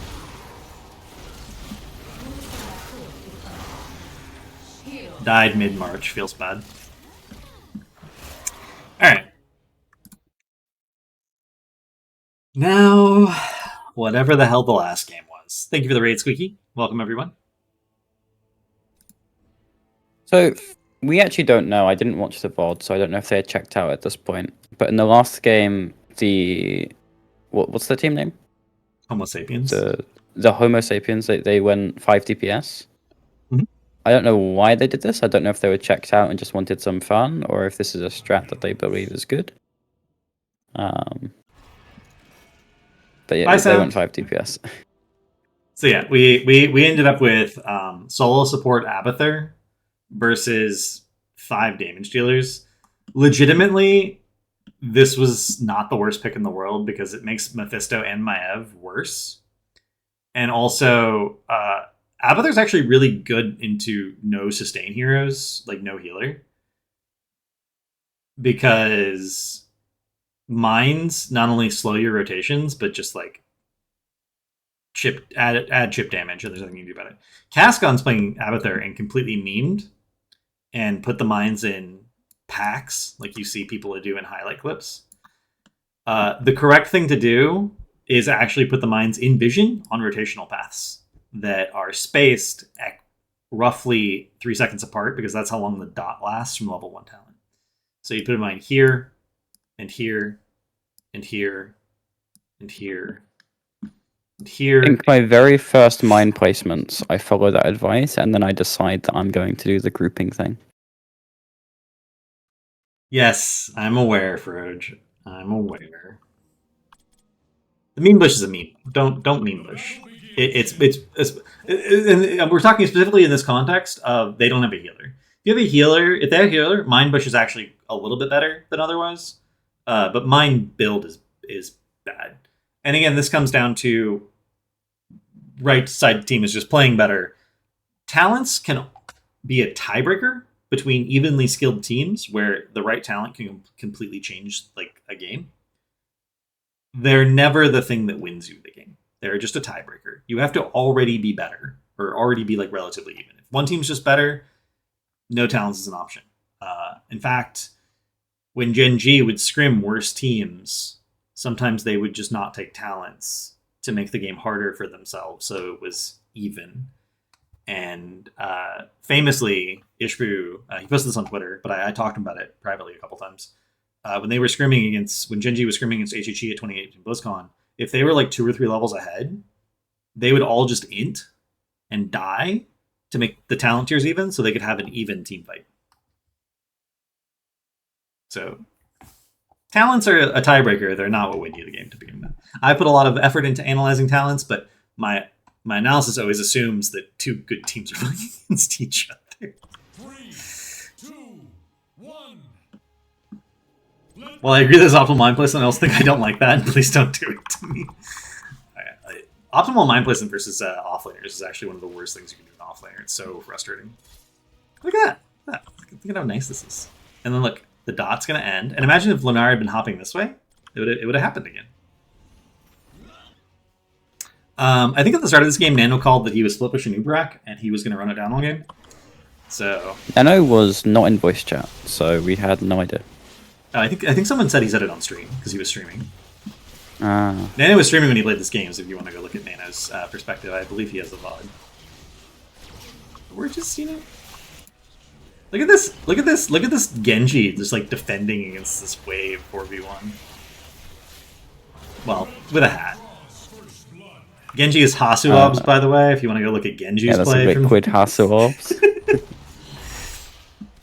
It turns out Devil Famously, Genji can not a Heroes Captain's Clash player.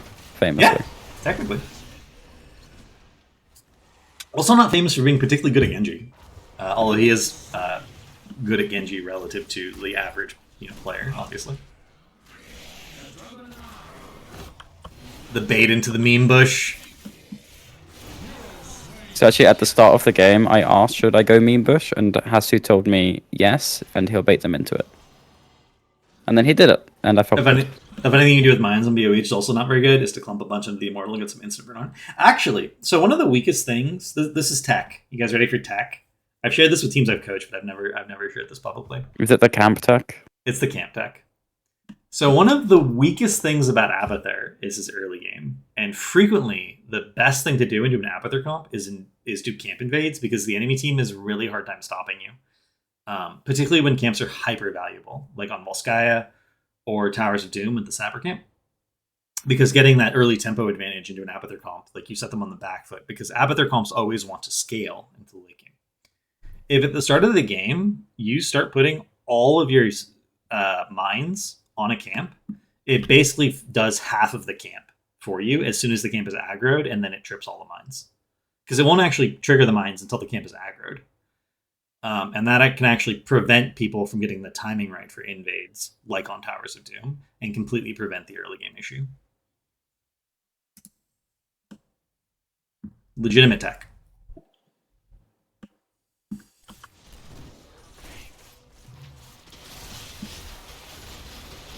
We actually did that in CCL and Auction. If anyone wants to go find the Auction any of the auction replays where we played Abathur, we did that several times. And it always prevented our early game from being bad. Which again is why you really need to watch replays if you want to learn to be better at the game, because all of this tech exists in replays. People are doing it. You just got to go find the high level replays and then watch them. Hero slain. The dragon and I.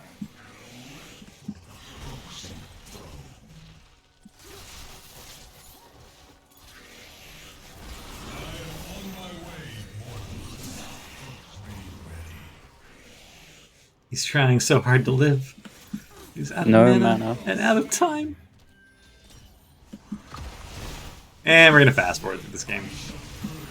So this is honestly the game. This is the game that went latest. I'll say that. And where experience was relatively even the whole time. But experience was relatively even the whole time, just because of hero deaths. And why were hero deaths relatively even? Well, because we didn't have a healer.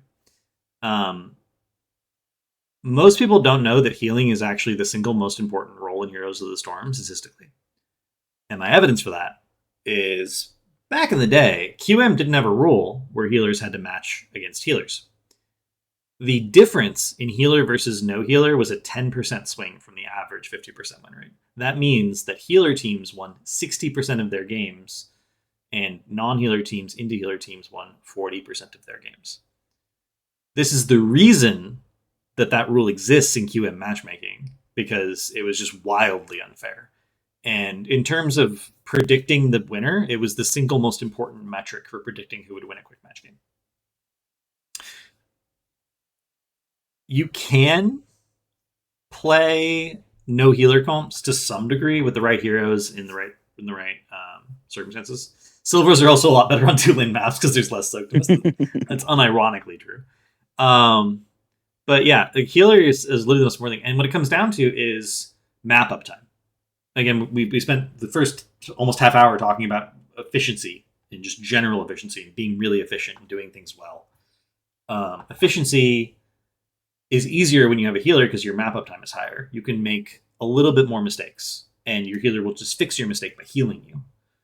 And then you can continue going about your day and doing useful things on the map. You don't have a healer, you can sometimes tap, sometimes you have self-heal.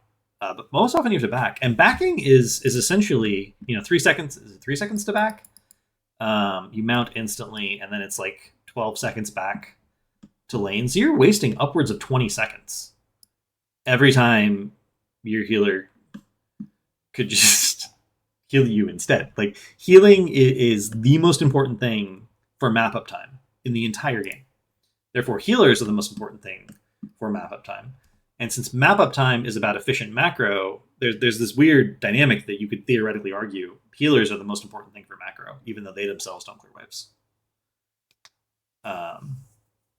And you just have to play, like, ideally, without a healer, you would play really conservatively, never take any poke, and only go in when you were absolutely certain you could get a kill, and that kill was more valuable than just being AFK and, like, soaking the wave. So, like, this kill on Lunara was really good, because the wave's going to get soaked by the hat no matter what. You're not going to miss any soak.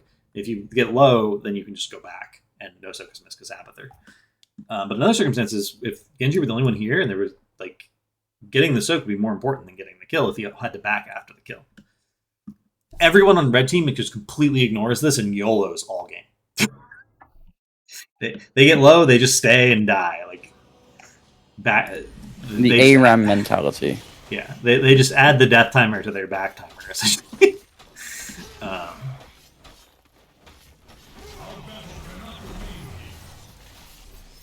And we're just, like, spamming beetles, and we're This Mind Bush was very sad because I think it just dies to a MyFQ. Yes. Also, don't mind if you're gonna do the meme build, don't do it in bushes. Even bad players occasionally check bushes, but also into Lunara specifically, Wisp will move into the bushes. You want to do the meme like here or here, not in a bush. Most Abathur mines should not be placed in bushes, like the vast majority, for memes or for serious play. Raynor actually lives. I'll also point out that they also win because Raynor actually races and takes Exterminator. It turns out that Race is really good on BoE, for those who didn't know that somehow, but only if you actually race. But our Rainer player actually raced, so. And like he had 16 health. He's dedicated.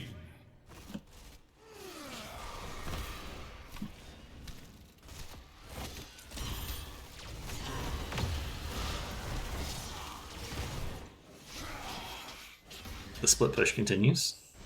Starting to fall behind on minion experience now that we have one person soaking and everyone else mid. This is why you shouldn't race as 5, generally speaking, especially in the early game. But blue team got the Immortal. And Illidan has the most soak because he has never left lane. Except to go to the other lane. Why aren't we pushing with this? So again, then this ties back into the exact same thing we talked about in the Shrines game. Once you win an objective, you really don't want to die because it reduces your ability to do something useful with the objective. So the Maiev dies. What did the Maiev do to die?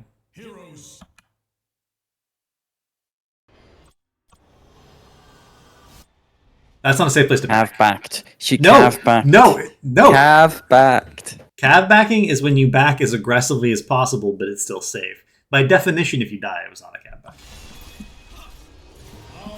Also, she had E available, so she's doing it now.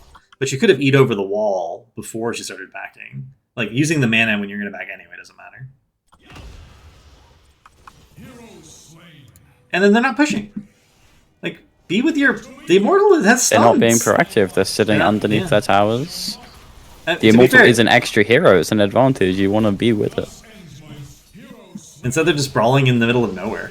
Brawling in the middle of nowhere is honestly like a song that should be written about bronze, silver, and gold. One of my very favorite features that Hotslogs had was actually a heat map of where deaths happened. And as you filtered by ranks, the heat maps of where death happens became much less random in the high ranks. That makes a lot of sense. It was like this is not me like an anecdotal opinion. This is literally a fact. People die in random places at low ranks because they're fighting over things that just do not matter.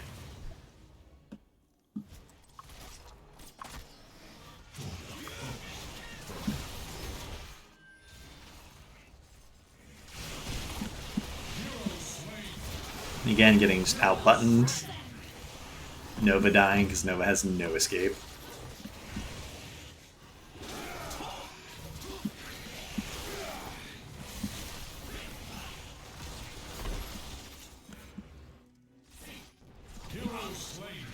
Nicely done.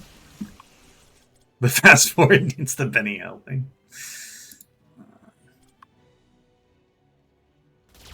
Beza should add that to his UI, if he can. The Benny Hill thing? Yeah, like if you fast forward, it automatically plays it. I don't think you can have that. I'm always impressed with what Spazzo can do. Oh, this is ridiculously well executed for the kind of game we're playing. I must find another way.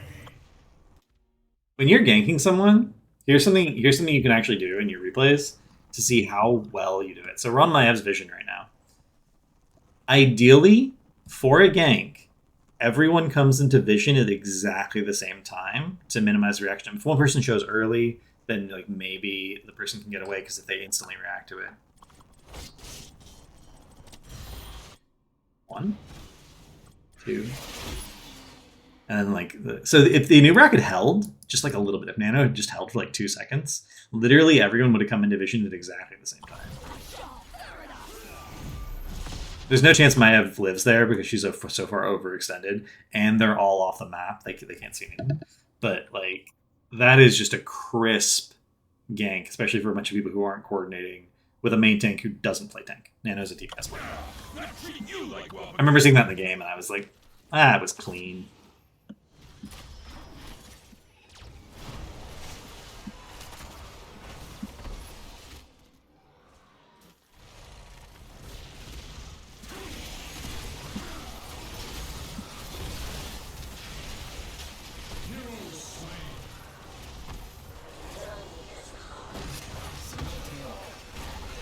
Why are we cloning Illidan? I was so upset by Do you this. want the meme answer or the real answer? What's the real answer? The real answer is I wanted Illidan to walk top, and I was going to clone him and hit buildings, so I was only going to clone Illidan this game initially. I was just going to kill buildings. The meme answer is I wanted to dodge the damage from the Mephisto ultimate. You could have cloned Genji the same. Cloning Genji would have been better. The demon moves to the gates of heaven. Okay. These people are back, so we couldn't push with this because it would have been 1v4, 1v5, like briefly. This was talked about on comms, but also I think this is the point in the game where Red Team decided they were going to have a perfect game and not leave any structures alive. So in order for the game to end, all the side walls have to die and the mid towers have to die. So you can see they're pinging the mid towers. They're gonna go push the mid towers. Also nano DC. So that we get the first tower here. I honestly don't know why Asmo backed up here. This was actually kind of insane. Like, I think Nano here sees a kill and Asmo goes top instead of... Yeah. He's not looking at his tank, that's kind of insane. But everyone's checked out, and he still gets a kill top, I guess. Get for it. And honestly, the reason this game lasted this long is because of this decision that we had to have a perfect game. I think they could have ended quite a bit sooner if they just grouped and won a team fight. But again, death timers have to be long enough to end. And death timers are based on your level, not like the levels in the game. So Blue's death timers are not long enough for Red to end, even if they get a penta. Because they don't have extremely high core DPS. They have really good sustained damage on core with the Illidan, because you can essentially tank it for free. But the death timers aren't long enough to end. So they basically have to walk around the map just doing things rather than just going core and getting buildings for free. And Nano's literally just like in their base. And at this point, I think everyone is kind of killing time until death timers are long enough that they can end. Plus, they're trying to distract to get the buildings. So, in a way, this is the least educational game, but it highlights some interesting things about healers being really necessary for high map uptime. Even if you're good at the game, like you take damage, healers can fix the fact that you take damage, and you can continue doing things that your hero is supposed to be doing. If you don't have a healer, you can't do those, and you either have to die or back, both of which consume a lot of time and essentially reduce your efficiency. And every reduction in efficiency increases the length of a game, which is why this is the longest game, because compositionally it was least efficient, even though it's still a bunch of GM players versus a bunch of people who are not. Or a bunch of masters and GM players, but a bunch of people who are not.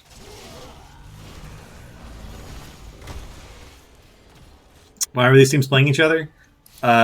Because reasons. Go back and watch the start of the VOD. It's complicated. It's too stupid a story to summarize. Immortal. This is something I think teams should do more often, incidentally, is when the Immortal's pushing one lane, like just go push the other lane. Especially on the first couple of Immortals. I think increasing the odds of getting both forts is better than the other teams doing a lot of damage to one fort. Hyperion's going to be used for wave clear in a second here. No, happens later. Hyperion is used for wave clear at one point.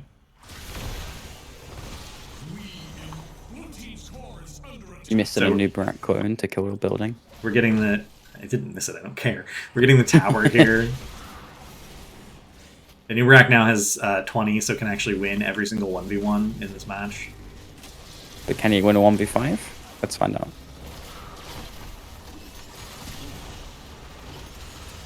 Who did Nubrak live longer than anyone else expected? Because I think most people are not used to seeing Locust Swarm.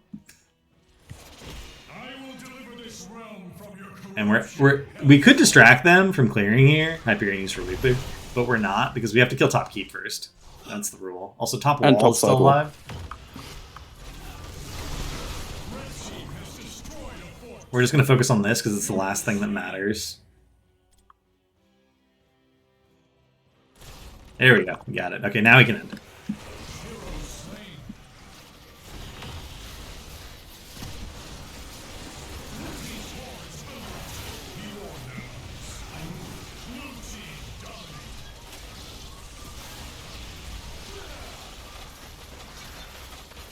Actually, this is actually a really good example of what I was talking about with death timers versus core.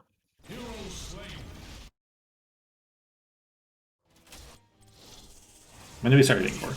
So we get the kills. Death timers are 47 seconds is the longest one. Reina's gonna die here. Okay, the shortest death timer is now at 29 seconds. Even if a keep were alive, we would be able to end the game. Even if both keeps were alive, we could kill a keep and kill a core. So we started DPSing the core at 1855 with just the Illidan, and we're level 21. Bear in mind, Genji is over here racing, so subtract like 8 seconds of DPS here, but keep track of how much damage they're doing to the Immortal. What did I say, 1853? I think so. Wait, why did we back off? And the catapults are obviously helping. I think there was a call in chat that we can't win without the Immortal. Oh my god. Well, never mind. I was going to make an educational point, but the trolling of Red Team defeated me.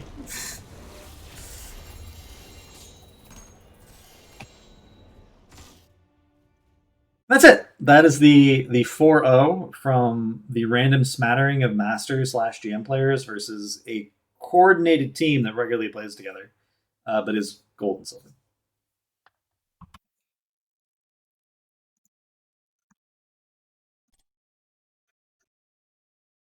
And see how many different mistakes you can make, how many issues you can have, and see how you can play proactively and like actually make things happen in your games. And that is all the difference in the world between being masters and being bronze. And it's not what people think it is, but it's easier and harder because you have to know things and be able to execute them. But they're executable things, right? Any closing words, Casca? Not really. No, I think you've summed a lot of it up. This will be on YouTube.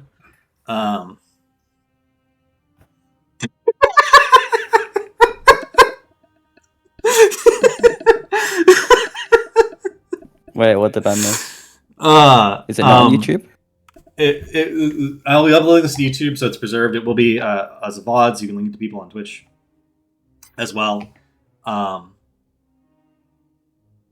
Yeah, it's much harder to be good at HOTS than you think it is. And in reality, it's much harder to be good at most things than it is than you would think. It takes a lot of dedicated effort, it takes a lot of practice. And it takes a willingness to like be like, I don't know anything. And if you don't know anything, then there's room to learn. But you have to like go out there and actively try to learn. Learning will not happen passively. It's just not how learning works. And you can get an idea in your head that is wrong, and removing that wrong idea can be very difficult. But it will actively prevent you from improving in a lot of cases. I think Funds would be okay with me telling the story. The Dahaka Illidan matchup that I was talking about earlier, Illidan was dumpstering, or Funds was dumpstering people as Illidan, and I was like, the matchup doesn't work that way. You just haven't run into anyone who is good. And he's like, no, it doesn't matter. And then he tried to play the exact same way against Liam, who knows the matchup, and just died a lot. And he was like, Cav, you were right. I was wrong. But like, imagine if he hadn't been able to admit he was wrong. Imagine if he just been like, oh, it's because Liam's better than me. Not because Liam is playing the matchup better than me, but because he's just better than me, and therefore I'm losing. I mean, he was losing because of the tech, right? Or not losing because people didn't know the tech, and then losing because of the tech. It doesn't matter who's doing the tech. It only matters if you know it. That's it. Thank you all for watching. Remember, this is a stream. We never lose. We always win, or we learn something. Learning is always a win. Hopefully you guys got the correct thing out of this from an educational standpoint. I know these games weren't terribly entertaining, but I do think they were very, very educational. Thank you. Have a good night, everyone.